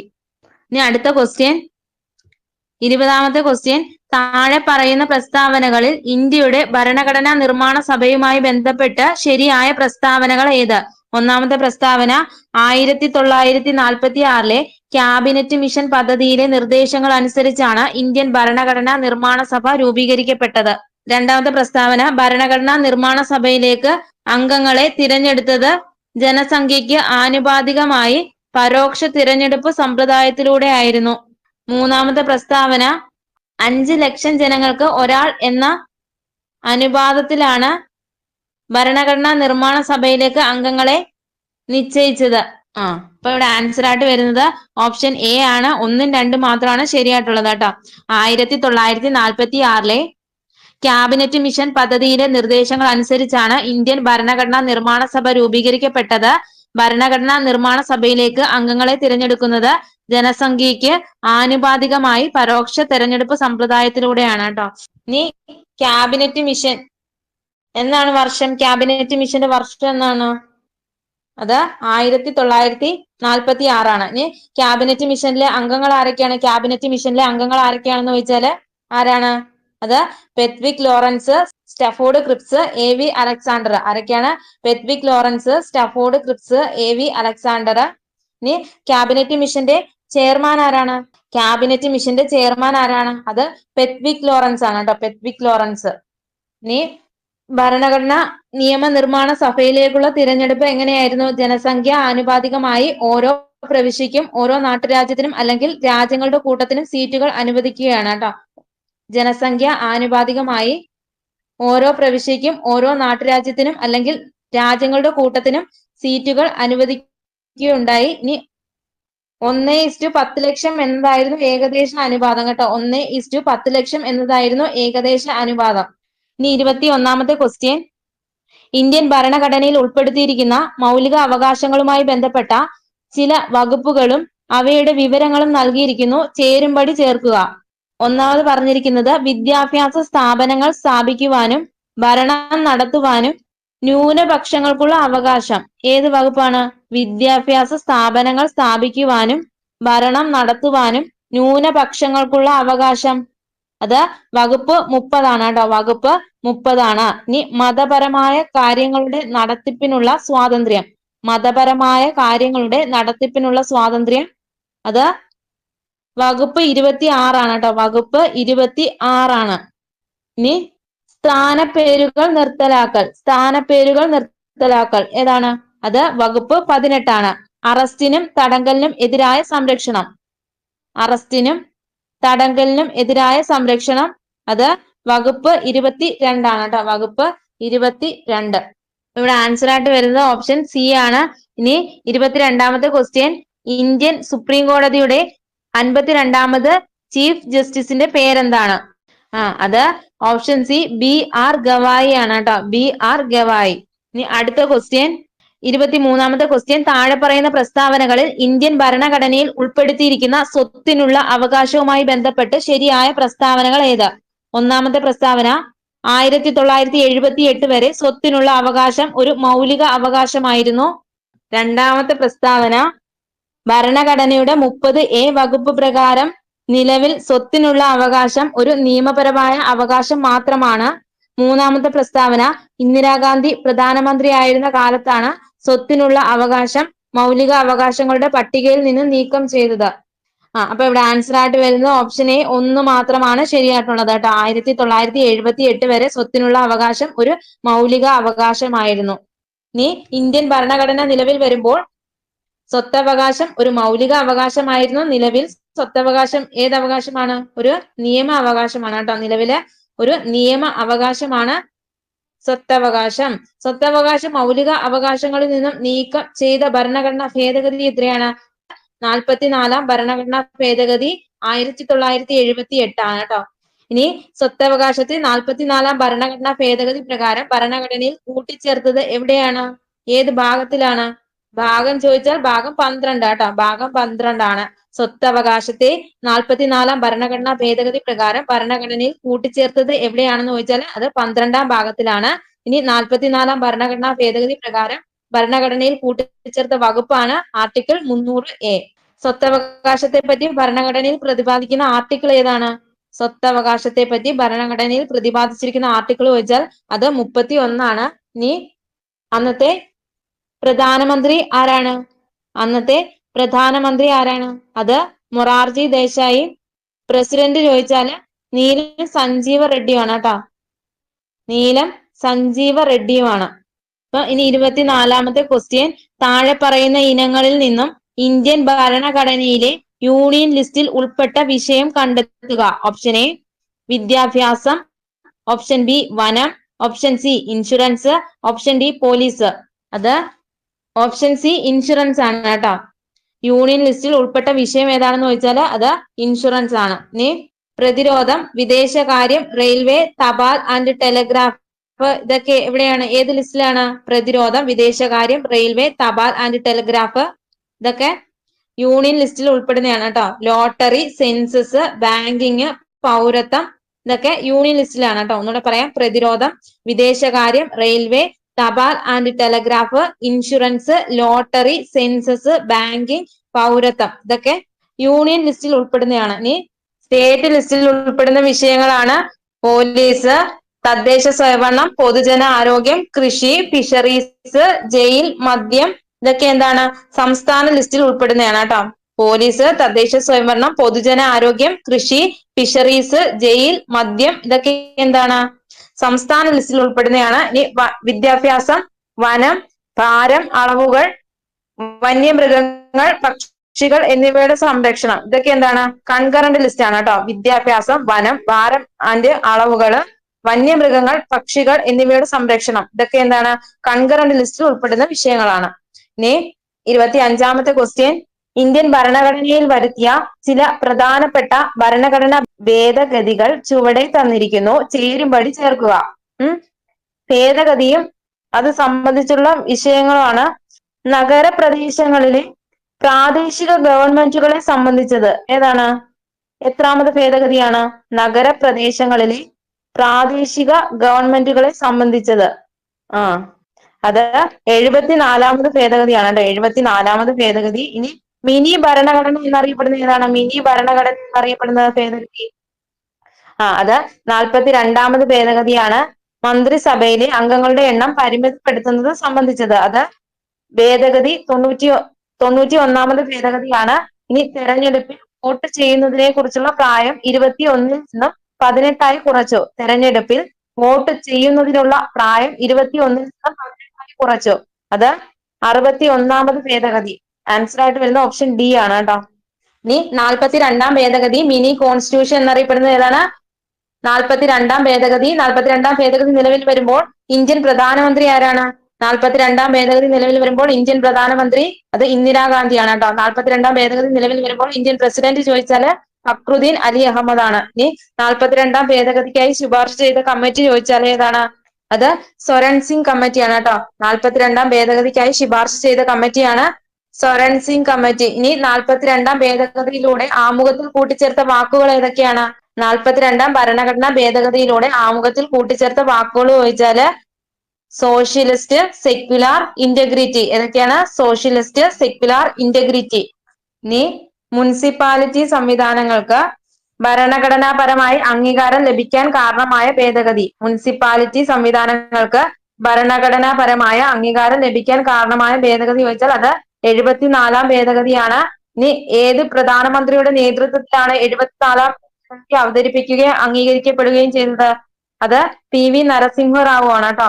ഇനി 74-ാം ഭേദഗതി അംഗീകരിച്ച ഇന്ത്യൻ പ്രസിഡന്റ് ആരാണ്? അത് ശങ്കർ ദയാൽ ശർമ്മയാണ്. ഏതാണ്? ശങ്കർ ദയാൽ ശർമ്മയാണ്. ഇനി 74-ാം ഭേദഗതിയിലൂടെ ഭരണഘടനയിൽ കൂട്ടിച്ചേർത്ത ഭാഗം ഏതാണ്? 74-ാം ഭരണഘടനാ ഭേദഗതിയിലൂടെ ഭരണഘടനയിൽ കൂട്ടിച്ചേർത്ത ഭാഗം ചോദിച്ചാൽ അത് 9A-യും 74-ാം ഭേദഗതി പ്രകാരം കൂട്ടിച്ചേർത്ത പട്ടിക ഏതാണ്? പട്ടിക അത് 12-ാം പട്ടികയാണ് കേട്ടോ. 12-ാം പട്ടിക. ഇനി 91-ാം ഭേദഗതി 91-ാം ഭേദഗതിയുടെ പ്രധാന ലക്ഷ്യം എന്താണ്? അത് 52-ാം ഭേദഗതി പ്രകാരം നിലവിൽ വന്ന കൂറുമാറ്റ നിരോധന നിയമം ശക്തിപ്പെടുത്തുക കേട്ടോ. 91-ാം ഭേദഗതിയുടെ പ്രധാന ലക്ഷ്യം ചോദിച്ചാൽ 52-ാം ഭേദഗതി പ്രകാരം നിലവിൽ വന്ന കൂറുമാറ്റ നിരോധന നിയമം ശക്തിപ്പെടുത്തുക. ഇനി 91-ാം ഭേദഗതി നിയമം നിലവിൽ വരുമ്പോൾ ഇന്ത്യൻ പ്രധാനമന്ത്രിയാണ് AB 91-ാം ഭേദഗതി നിയമം നിലവിൽ വരുമ്പോൾ ഇന്ത്യൻ പ്രധാനമന്ത്രി അത് AB വാജ്പേയി ആണ് കേട്ടോ. AB വാജ്പേയി. ഇനി 91-ാം ഭേദഗതി നിലവിൽ വരുമ്പോൾ ഇന്ത്യയുടെ രാഷ്ട്രപതി ചോദിച്ചാല് APJ അബ്ദുൽ കലാം ആണ് കേട്ടോ. APJ അബ്ദുൽ കലാം. ഇനി പ്രധാനമായിട്ടും പറയുന്നത് എന്താണ്? കേന്ദ്രത്തിലും സംസ്ഥാനങ്ങളിലും മന്ത്രിമാരുടെ എണ്ണം യഥാക്രമം ലോക്സഭയിലും സംസ്ഥാന നിയമസഭയിലുമുള്ള ആകെ അംഗങ്ങളുടെ എണ്ണത്തിൽ 15% കൂടാൻ പാടില്ല എന്ന് വ്യവസ്ഥ ചെയ്യുന്നു കേട്ടോ. കേന്ദ്രത്തിലും സംസ്ഥാനങ്ങളിലും മന്ത്രിമാരുടെ എണ്ണം യഥാക്രമം ലോക്സഭയിലും സംസ്ഥാന നിയമസഭകളിലുമുള്ള ആകെ അംഗങ്ങളുടെ എണ്ണത്തിൽ 15% കൂടാൻ പാടില്ല എന്ന് വ്യവസ്ഥ ചെയ്യുന്ന ഭേദഗതിയാണ് 91-ാം ഭേദഗതി. എന്നാൽ കേരളത്തിന്റെ മന്ത്രിസഭയിൽ 21 മന്ത്രിമാരിൽ കൂടാൻ പാടില്ല എന്ന് വ്യവസ്ഥ ചെയ്യുന്ന ഭേദഗതി ഏതാണ്?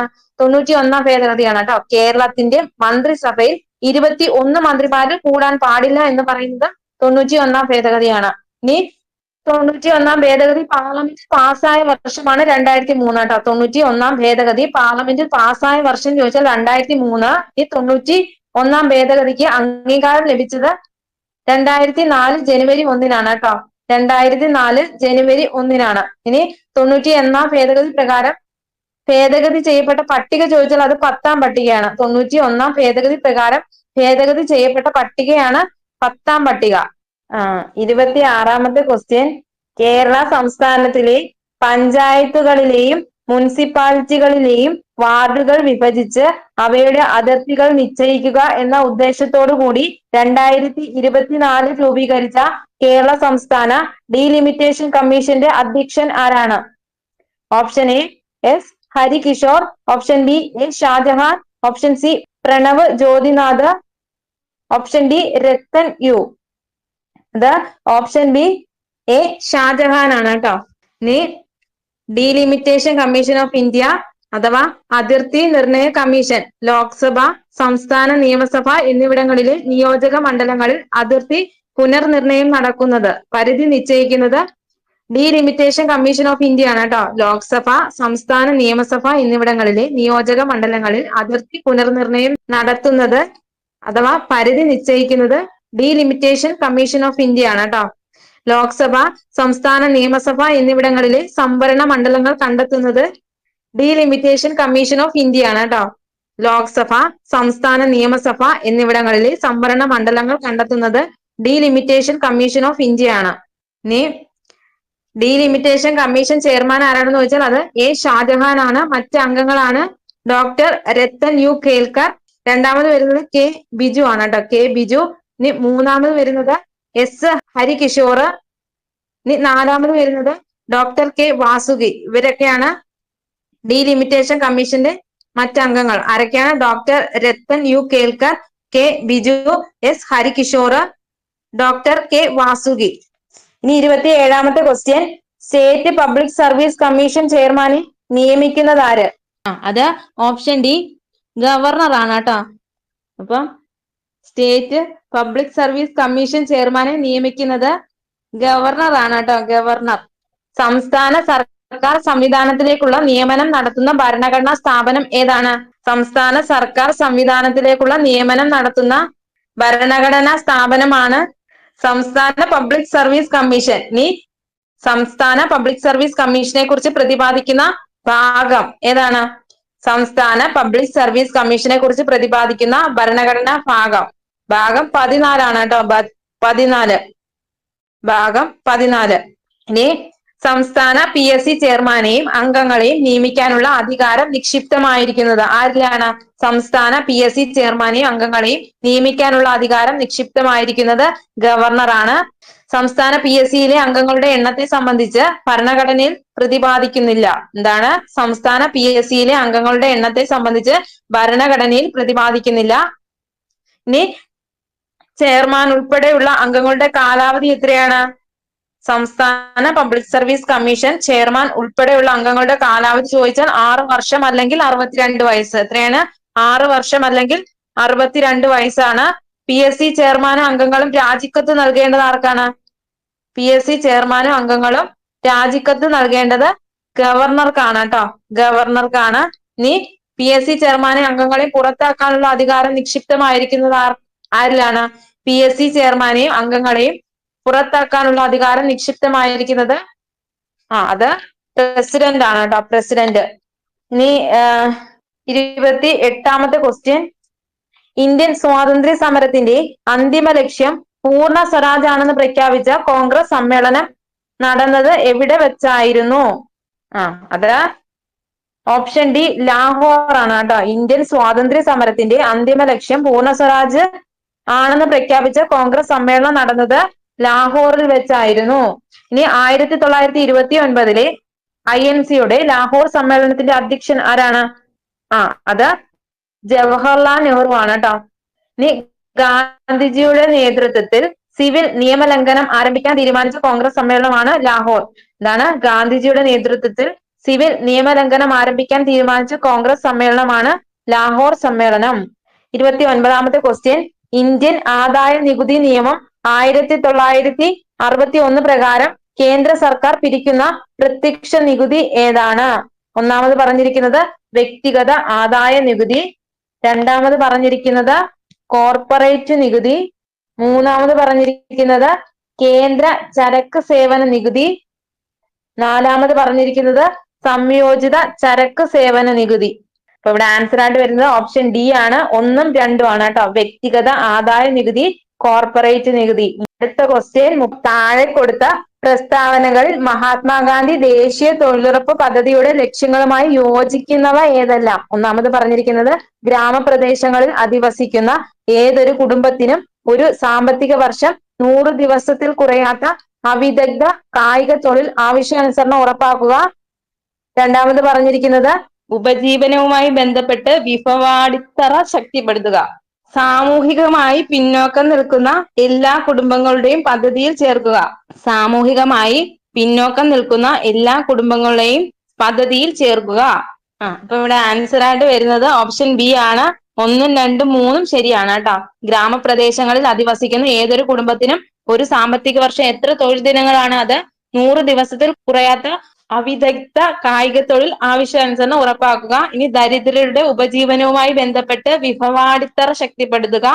സാമൂഹികമായി പിന്നോക്കം നിൽക്കുന്ന എല്ലാ കുടുംബങ്ങളെയും പദ്ധതിയിൽ ചേർക്കുക. ഇപ്പോഴത്തെ മഹാത്മാഗാന്ധി ദേശീയ ഗ്രാമീണ തൊഴിലുറപ്പ് പദ്ധതിയുടെ വേതനം എത്രയാണ്?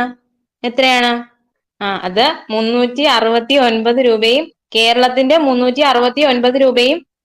ഏറ്റവും കൂടുതൽ വേതനം ഏത് സംസ്ഥാനത്തിനാണ്? അത് ഹരിയാനയാണ് കേട്ടോ. ഹരിയാന. ഇനി 31ാമത്തെ ക്വസ്റ്റ്യൻ. താഴെ കൊടുത്ത പ്രസ്താവനകളിൽ സർക്കാർ ധനനയത്തിന്റെ ലക്ഷ്യങ്ങളുമായി യോജിക്കുന്നവ ഏതെല്ലാം? ഒന്നാമത് പറഞ്ഞിരിക്കുന്നത് സാമ്പത്തിക സ്ഥിരത കൈവരിക്കുക, രണ്ടാമത് പറഞ്ഞിരിക്കുന്നത് തൊഴിലവസരങ്ങൾ സൃഷ്ടിക്കുക, മൂന്നാമത് പറഞ്ഞിരിക്കുന്നത് അനാവശ്യ ചെലവുകൾ നിയന്ത്രിക്കുക. അപ്പം ഇവിടെ ആൻസർ ആയിട്ട് വരുന്നത് ഓപ്ഷൻ ബി ആണ്. 1ഉം 2ഉം 3ഉം ആണ് കേട്ടോ. സർക്കാർ ധനനയത്തിന്റെ പ്രധാന ലക്ഷ്യങ്ങള് സാമ്പത്തിക സ്ഥിരത കൈവരിക്കുക, തൊഴിലവസരങ്ങൾ സൃഷ്ടിക്കുക, അനാവശ്യ ചെലവുകൾ നിയന്ത്രിക്കുക. 32ാമത്തെ ക്വസ്റ്റ്യൻ. 2024 ജൂലൈ 15 മുതൽ ഇന്ത്യയുടെ വിദേശകാര്യ സെക്രട്ടറിയായി പ്രവർത്തിച്ചു കൊണ്ടിരിക്കുന്നത് ആര്? അത് ഓപ്ഷൻ എ വിക്രം മിശ്രി ആണ് കേട്ടോ, വിക്രം മിശ്രി. ഇനി 33-ാമത്തെ ക്വസ്റ്റ്യൻ, ഭൗതിക വെല്ലുവിളി നേരിടുന്നവരുടെ സമഗ്ര വികസനത്തിനായി കേരള സർക്കാർ അംഗീകരിച്ച കരിക്കുലത്തിന്റെ അടിസ്ഥാനത്തിൽ തൊഴിൽ പരിശീലനം, നൈപുണ്യ വികസനം എന്നിവ നൽകുന്നതിനായി സാമൂഹ്യ നീതി വകുപ്പ് നടപ്പിലാക്കാൻ തീരുമാനിച്ച പദ്ധതി. ഓപ്ഷൻ എ പ്രചോദനം, ഓപ്ഷൻ ബി മന്ദഹാസം, ഓപ്ഷൻ സി പ്രതിഭാ പദ്ധതി, ഓപ്ഷൻ ഡി പരിണയം പദ്ധതി. അത് ഓപ്ഷൻ എ പ്രചോദനം പദ്ധതിയാണ് കേട്ടോ. ഭൗതിക വെല്ലുവിളി നേരിടുന്നവരുടെ സമഗ്ര വികസനത്തിനായി കേരള സർക്കാർ അംഗീകരിച്ച കരിക്കുലത്തിന്റെ അടിസ്ഥാനത്തിൽ തൊഴിൽ പരിശീലനം, നൈപുണ്യ വികസനം എന്നിവ നൽകുന്നതിനായി സാമൂഹ്യ നീതി വകുപ്പ് നടപ്പിലാക്കാൻ തീരുമാനിച്ച പദ്ധതിയാണ് പ്രചോദനം. ഇനി പൂർണ്ണമായും കിടപ്പിലായവരെ പരിചരിക്കുന്നവർക്ക് നൽകുന്ന പ്രതിമാസ ധനസഹായ പദ്ധതി ഏതാണ്? പൂർണ്ണമായും കിടപ്പിലായവരെ പരിചരിക്കുന്നതിന് നൽകുന്ന പ്രതിമാസ ധനസഹായ പദ്ധതി അത് ആശ്വാസ കിരണമാണ് കേട്ടോ. ധനസഹായം എത്ര രൂപയാണെന്ന് ചോദിച്ചാൽ അത് പ്രതിമാസം 600 രൂപയാണ്. പൂർണ്ണമായും കിടപ്പിലായവരെ പരിചരിക്കുന്നവർക്ക് നൽകുന്ന പ്രതിമാസ ധനസഹായ പദ്ധതി ചോദിച്ചാൽ അത് ആശ്വാസ കിരണം, പ്രതിമാസം 600 രൂപയാണ്. ഇനി വയോജനങ്ങളുടെ ആരോഗ്യ സംരക്ഷണ പരിപാലനത്തിന് വേണ്ടിയുള്ള സാമൂഹ്യ സുരക്ഷാ മിഷന്റെ പദ്ധതി ഏതാണ്? വയോജനങ്ങളുടെ ആരോഗ്യ സംരക്ഷണ പരിപാലനത്തിന് വേണ്ടിയുള്ള സാമൂഹിക സുരക്ഷാ മിഷന്റെ പദ്ധതിയാണ് വയോമിത്രം എന്ന് പറയുന്നത്. ഇനി അംഗപരിമിതർക്ക് ആരോഗ്യ ഇൻഷുറൻസ് നൽകുന്ന പദ്ധതി ഏതാണ്? അംഗപരിമിതർക്ക് ആരോഗ്യ ഇൻഷുറൻസ് നൽകുന്ന പദ്ധതിയാണ് നിരാമയ. അംഗപരിമിതർക്ക് ആരോഗ്യ ഇൻഷുറൻസ് നൽകുന്ന പദ്ധതി ഏതാണ്? അത് നിരാമയാണ് കേട്ടോ, നിരാമയ. ഇനി ഹീമോഫീലിയ, സെറിബ്രൽ പാൾസി തുടങ്ങിയ വിട്ടുമാറാത്ത രോഗങ്ങൾ ബാധിച്ച കുട്ടികൾക്ക് സൗജന്യ ചികിത്സ നൽകുന്നതിനായി നടപ്പിലാക്കുന്ന പദ്ധതി ഏതാണ്? അത് താലോലമാണ് കേട്ടോ. ഹീമോഫീലിയ, സെറിബ്രൽ പാൾസി തുടങ്ങിയ വിട്ടുമാറാത്ത രോഗങ്ങൾ ബാധിച്ച കുട്ടികൾക്ക് സൗജന്യ ചികിത്സ നൽകുന്നതിനായി നടപ്പിലാക്കുന്ന പദ്ധതിയാണ് താലോലം. ഇനി കേരളത്തെ അംഗപരിമിത സൗഹാർദ്ദ സംസ്ഥാനമാക്കുക എന്ന ലക്ഷ്യത്തോടെ സാമൂഹിക സുരക്ഷാ മിഷൻ ആരംഭിച്ച പദ്ധതി ഏതാണ്? അത് അനുയാത്രയാണ് കേട്ടോ. കേരളത്തെ അംഗപരിമിത സൗഹാർദ്ദ സംസ്ഥാനമാക്കുക എന്ന ലക്ഷ്യത്തോടെ സാമൂഹിക സുരക്ഷാ മിഷൻ ആരംഭിച്ച പദ്ധതിയാണ് അനുയാത്ര. ഇനി ദാരിദ്ര്യരേഖയ്ക്ക് താഴെയുള്ള അർഹരായ മുതിർന്ന പൗരന്മാർക്ക് സൗജന്യമായി കൃത്രിമ പല്ലുകൾ വെച്ചു കൊടുക്കുന്ന സർക്കാർ പദ്ധതി ഏതാണ്? അത് മന്ദഹാസമാണ് കേട്ടോ. ദാരിദ്ര്യരേഖയ്ക്ക് താഴെയുള്ള അർഹരായ മുതിർന്ന പൗരന്മാർക്ക് സൗജന്യമായി കൃത്രിമ പല്ലുകൾ വെച്ചു കൊടുക്കുന്ന സർക്കാർ പദ്ധതിയാണ് മന്ദഹാസം. ഇനി 34-ാമത്തെ ക്വസ്റ്റ്യൻ, 2023 ഗ്രീൻ ഹൈഡ്രജനെ കുറിച്ചുള്ള അന്താരാഷ്ട്ര സമ്മേളനത്തിന് വേദിയായ നഗരം ഏത്? Option A Mysore, option B Bangalore, option C Pune, option D New Delhi. അത് ഓപ്ഷൻ ഡി ന്യൂഡൽഹി ആണ് കേട്ടോ. 2023 ഗ്രീൻ ഹൈഡ്രജനെ കുറിച്ചുള്ള അന്താരാഷ്ട്ര സമ്മേളനത്തിന് വേദിയായ നഗരം ചോദിച്ചാല് അത് ന്യൂഡൽഹി ആണ്. ഇനി 35-ാമത്തെ ക്വസ്റ്റ്യൻ, എന്താണ് ക്യൂണികൾച്ചർ? ഓപ്ഷൻ എ കൂൺ വളർത്തൽ, ഓപ്ഷൻ ബി മുയൽ വളർത്തൽ, ഓപ്ഷൻ സി പക്ഷി വളർത്തൽ, ഓപ്ഷൻ ഡി കാട വളർത്തൽ. അത് ഓപ്ഷൻ ബി മുയൽ വളർത്തലാണ്. എന്താണ് എപ്പികൾച്ചർ? എപ്പികൾച്ചർ അത് തേനീച്ച വളർത്തലാണ് കേട്ടോ. എപ്പികൾച്ചർ തേനീച്ച വളർത്തലാണ്. ഇനി മത്സ്യകൃഷി ഏത് പേരിലാണ് അറിയപ്പെടുന്നത്? മത്സ്യത്തെ വളർത്തല് അത് പിസികൾച്ചർ ആണ് കേട്ടോ, പിസികൾച്ചർ. കൂൺ വളർത്തൽ ഏത് പേരിലാണ് അറിയപ്പെടുന്നത്? കൂൺ വളർത്തൽ അത് മഷ്റൂം കൾച്ചർ ആണ് കേട്ടോ. കൂൺ വളർത്തൽ അറിയപ്പെടുന്നത് മഷ്റൂം കൾച്ചർ ആണ്. ഇനി 36-ാമത്തെ ക്വസ്റ്റ്യൻ, റോബർട്ട് ബ്രൗൺ എന്ന ശാസ്ത്രജ്ഞനുമായി ബന്ധപ്പെട്ട് താഴെ കൊടുത്തിരിക്കുന്നവയിൽ ശരിയായ പ്രസ്താവന ഏത്? ഓപ്ഷൻ എ പറയുന്നത് ജന്തു ശരീരം കോശങ്ങളാൽ നിർമ്മിതമാണെന്ന് കണ്ടെത്തി, ഓപ്ഷൻ ബി വിഭജിക്കുന്ന കോശങ്ങളെ നിരീക്ഷിച്ചു, ഓപ്ഷൻ സി കോശ കേന്ദ്രം കണ്ടെത്തി, ഓപ്ഷൻ ഡി സസ്യ ശരീരം കോശങ്ങളാൽ നിർമ്മിതമാണെന്ന് കണ്ടെത്തി. അത് ഓപ്ഷൻ സി കോശ കേന്ദ്രം കണ്ടെത്തി കേട്ടോ. റോബർട്ട് ബ്രൗൺ ആണ് കോശ കേന്ദ്രം കണ്ടെത്തിയത്. ജീവികളുടെ ഘടനാപരവും ജീവധർമ്മപരമായ അടിസ്ഥാന ഘടകം ഏതാണ്? ജീവികളുടെ ഘടനാപരവും ജീവധർമ്മപരമായിട്ടുള്ള അടിസ്ഥാന ഘടകം ചോദിച്ചാൽ അത് കോശമാണ് കേട്ടോ, കോശം. ഇനി കോശത്തെ കുറിച്ചുള്ള പഠനം ഏത് പേരിലാണ് അറിയപ്പെടുന്നത്? കോശത്തെ കുറിച്ചുള്ള പഠനം ഏത് പേരിലാണ് അറിയപ്പെടുന്നത്? അത് സൈറ്റോളജി എന്നറിയപ്പെടുന്നത് കേട്ടോ. കോശത്തെ കുറിച്ചുള്ള പഠനമാണ് സൈറ്റോളജി. ഇനി കോശ സിദ്ധാന്തം അഥവാ സെൽ തിയറി ആവിഷ്കരിച്ചത് ആരാണ്? കോശ സിദ്ധാന്തം അഥവാ സെൽ തിയറി ആവിഷ്കരിച്ചത് ആരൊക്കെയാണ്? അത് MG സ്ലീഡനും തിയോഡർ ഷാനു ആണ് കേട്ടോ. MJ സ്ലീഡനും തിയോഡർ ഷാനു ആണ്. ഇനി കോശകേന്ദ്രം ആദ്യമായി കണ്ടെത്തിയത് ആരാണ്? കോശകേന്ദ്രം ആദ്യമായി കണ്ടെത്തിയത് ആരാണ്? അത് റോബർട്ട് ഹുക്കാണ് കേട്ടോ.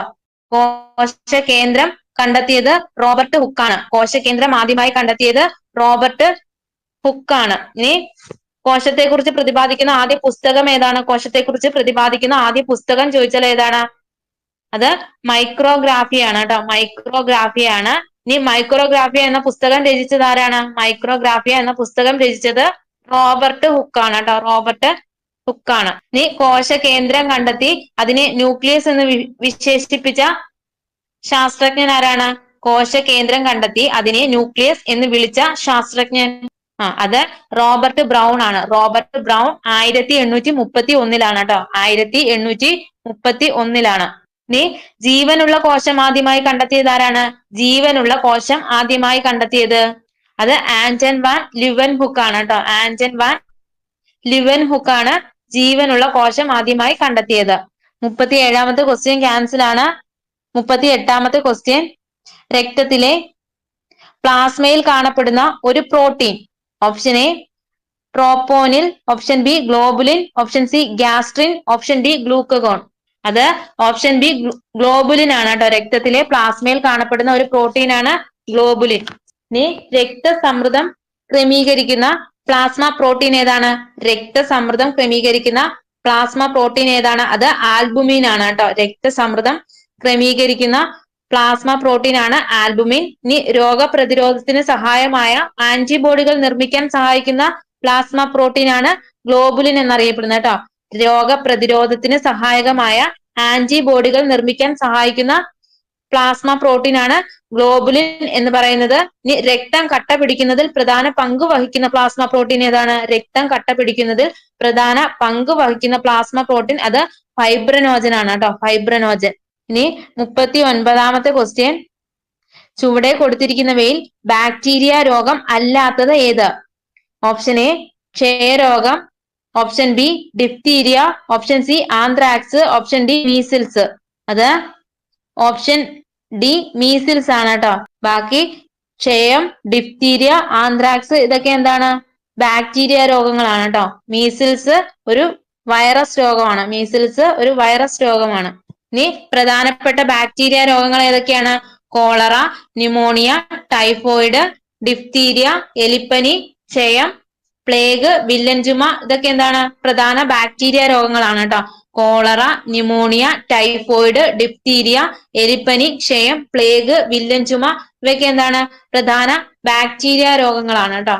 ഇനി ഡെങ്കിപ്പനി, chicken pox, measles, Ebola, SARS ഇവയൊക്കെ എന്താണ്? പ്രധാന വൈറസ് രോഗങ്ങളാണ്. ഇതൊക്കെയാണ് ഡെങ്കിപ്പനി, chicken pox, measles, Ebola, SARS ഇവയൊക്കെ എന്താണ്?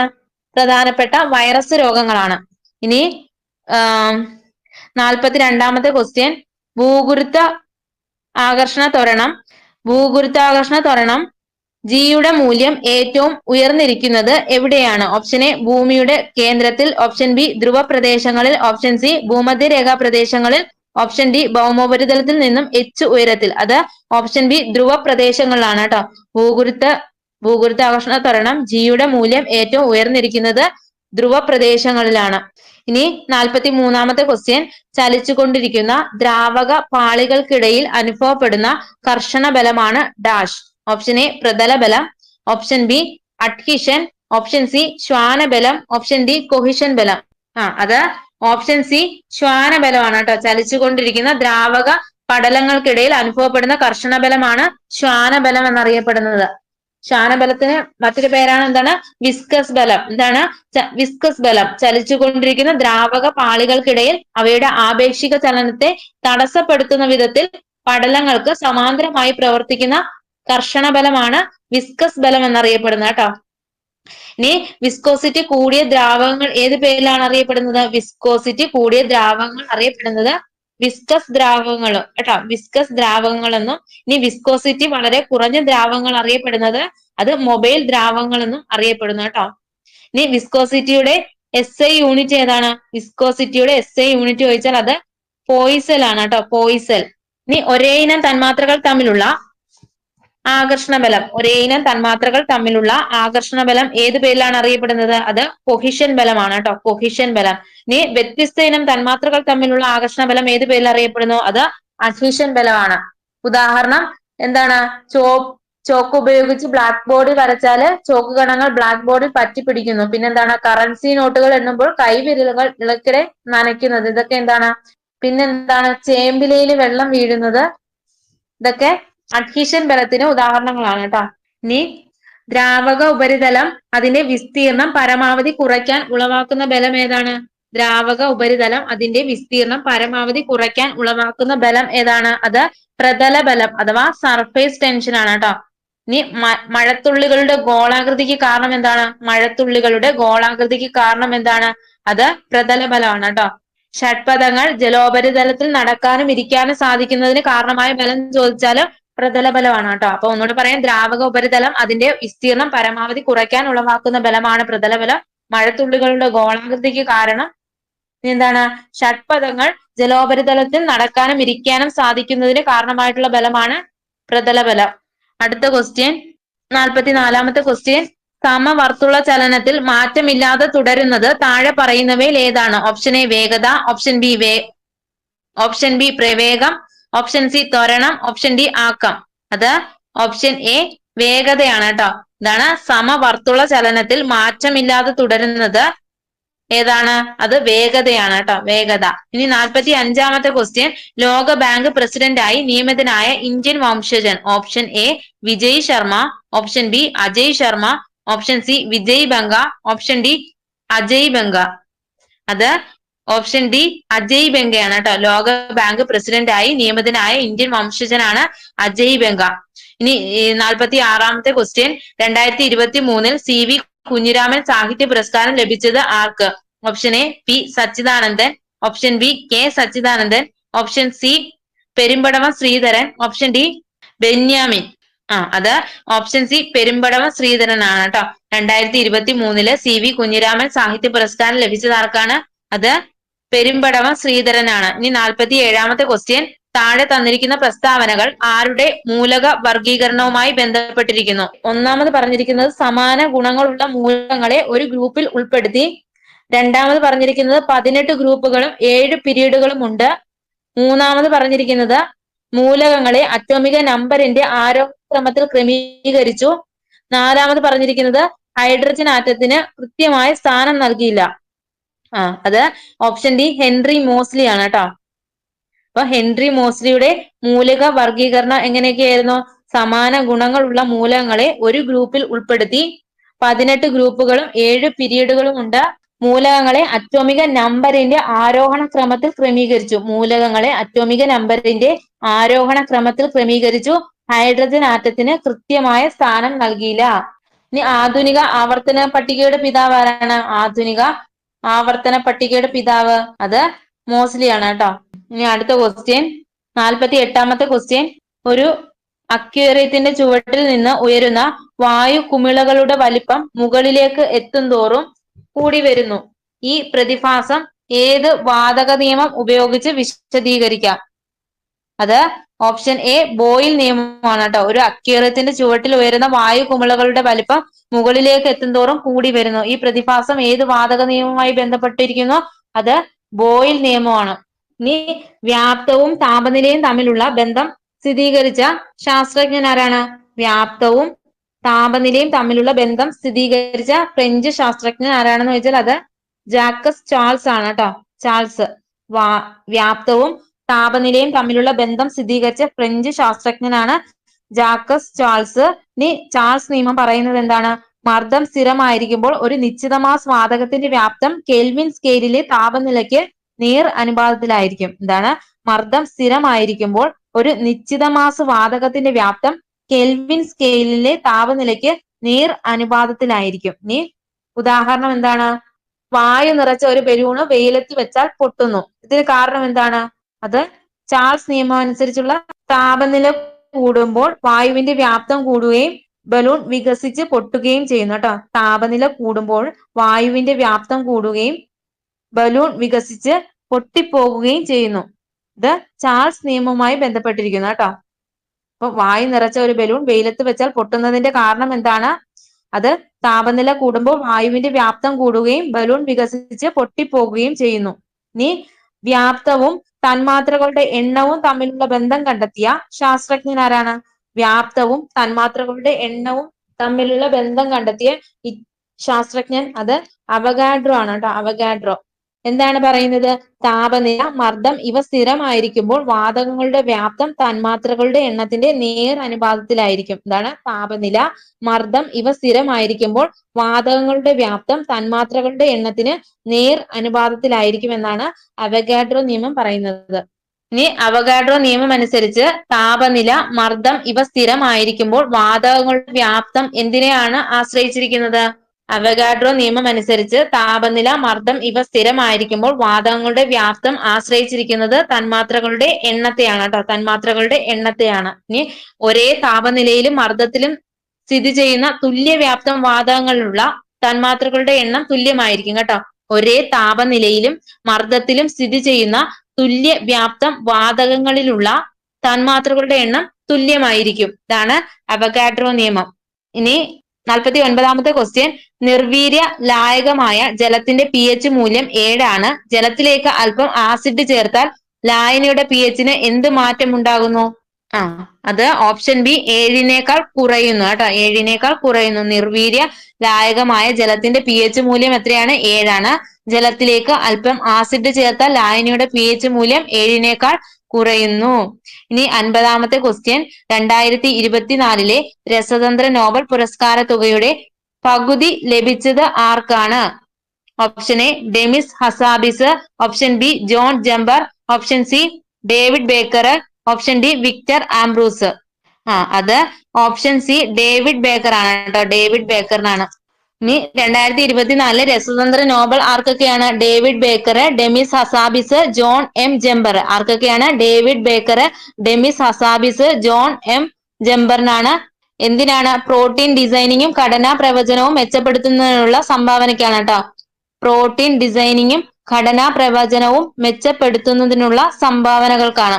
ഇനി അടുത്ത ക്വസ്റ്റ്യൻ, 51ാമത്തെ ക്വസ്റ്റ്യൻ, ഏത് സംഘടനയാണ് പ്ലാനറ്റ് ഓൺ ദി മൂവ് എന്ന പേരിൽ റിപ്പോർട്ട് പുറത്തിറക്കിയത്? Option A IUCN, option B ISRO, option C NASA, option D WWF.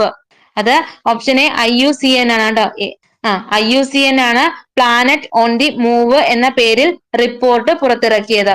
52ാമത്തെ question, ചുവടെ തന്നിരിക്കുന്ന പ്രസ്താവനകളിൽ ശരിയായത് തിരിച്ചറിയുക.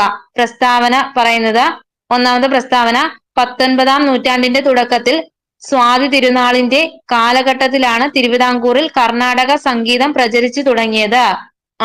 ഇനി ബി പ്രസ്താവന പറയുന്നു, പ്രസ്തുത കാലഘട്ടത്തിൽ കർണാടക സംഗീതം രാജകീയ സദസ്സുകളിൽ മാത്രമായിരുന്നു പ്രചാരം നേടിയിരുന്നത്. അപ്പൊ ഇവിടെ ആൻസർ ആയിട്ട് വരുന്നത് പ്രസ്താവന എയും ബിയും ശരിയാണ് കേട്ടോ. 19ാം നൂറ്റാണ്ടിന്റെ തുടക്കത്തിൽ സ്വാതി തിരുനാളിന്റെ കാലഘട്ടത്തിലാണ് തിരുവിതാംകൂറിൽ കർണാടക സംഗീതം പ്രചരിച്ചു തുടങ്ങിയത്. പ്രസ്തുത കാലഘട്ടത്തിൽ കർണാടക സംഗീതം രാജകീയ സദസ്സുകളിൽ മാത്രമായിരുന്നു പ്രചാരം നേടിയിരുന്നത്. ഇനി 53ാമത്തെ ക്വസ്റ്റ്യൻ ക്യാൻസൽ ആണ്. 54ാമത്തെ ക്വസ്റ്റ്യൻ, ചുവടെ തന്നിരിക്കുന്ന പ്രസ്താവനകളിൽ ശരിയായവ തിരിച്ചറിയുക. പ്രസ്താവന എ പറയുന്നു, വിലാപം, വിശ്വരൂപം തുടങ്ങിയ രചനകളിലൂടെ മലയാള കവിതയ്ക്ക് പുതിയ മുഖം നൽകിയ എഴുത്തുകാരനായിരുന്നു VC ബാലകൃഷ്ണ പണിക്കർ. ഇനി ബി പ്രസ്താവന പറയുന്നത്, VC ബാലകൃഷ്ണ പണിക്കരെ ശ്രദ്ധേയനാക്കിയ അദ്ദേഹത്തിന്റെ മറ്റൊരു കൃതിയായിരുന്നു മലയവിലാസം. അപ്പൊ ഇവിടെ ആൻസർ ആയിട്ട് വരുന്നത് ഓപ്ഷൻ ഡി ആണ്. എയും ബിയും ശരിയല്ല കേട്ടോ. എയും ബിയും ശരിയല്ല എന്നാണ് ആൻസർ ആയിട്ട് വരുന്നത്. 55ാമത്തെ ക്വസ്റ്റ്യൻ, ചുവടെ തന്നിരിക്കുന്ന പ്രസ്താവനകളിൽ ശരിയായവ തിരിച്ചറിയുക.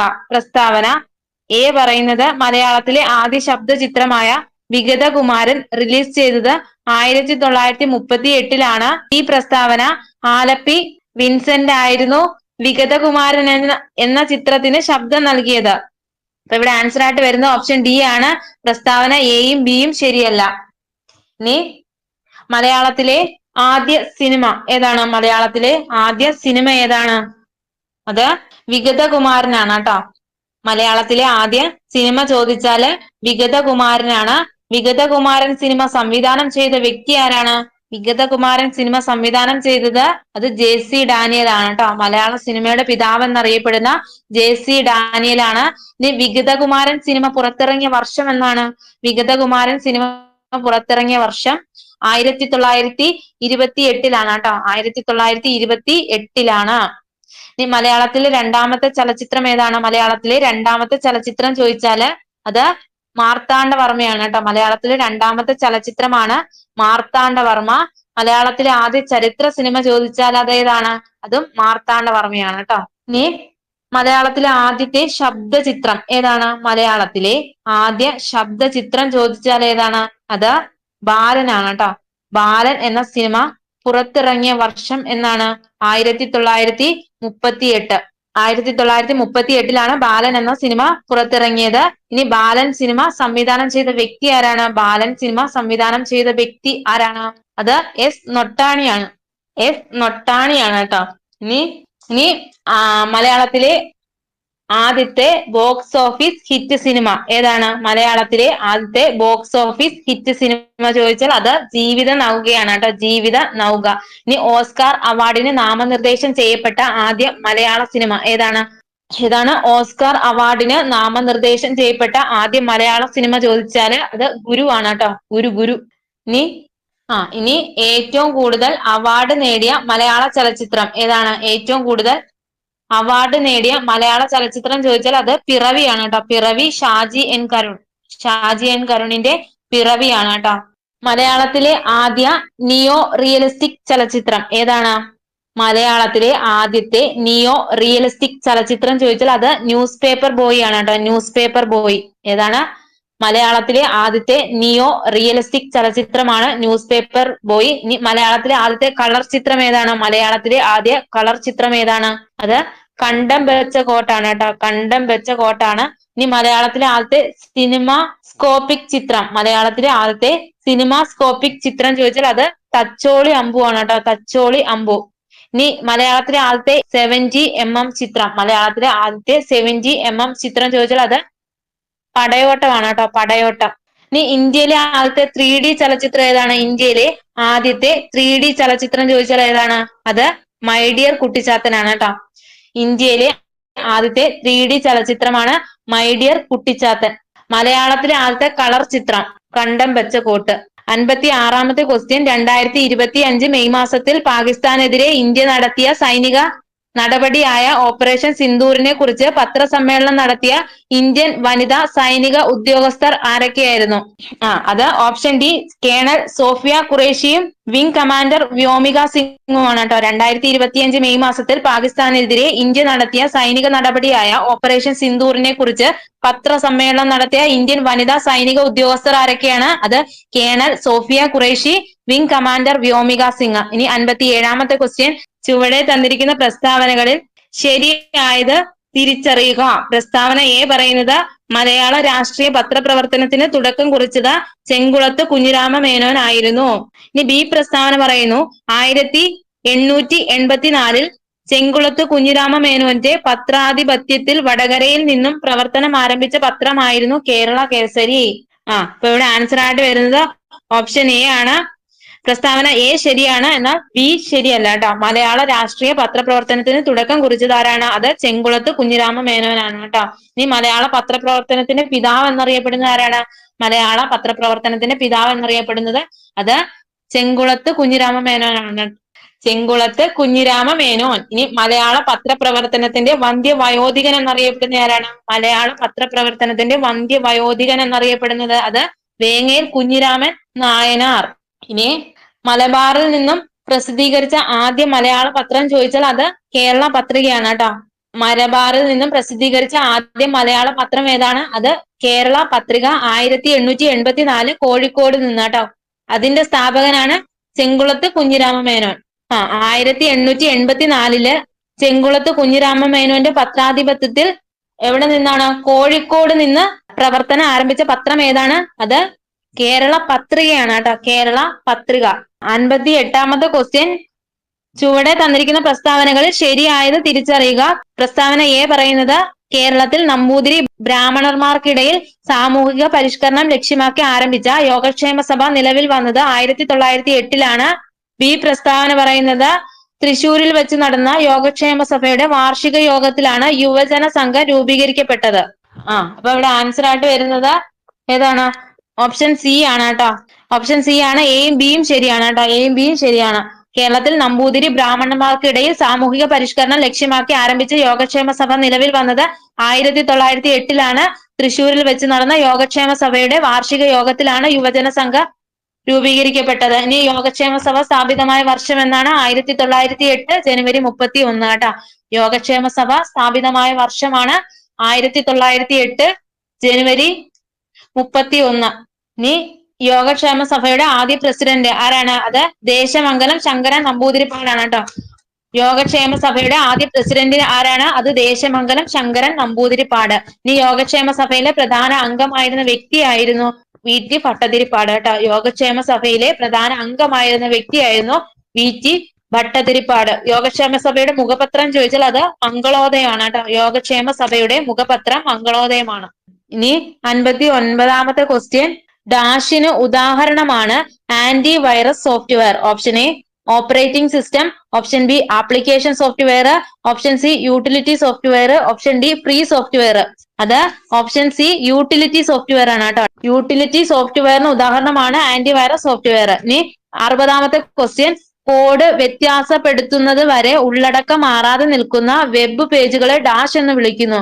Option A static web page, option B dynamic web page, option C ordinary web page, option D ഇവയൊന്നുമല്ല.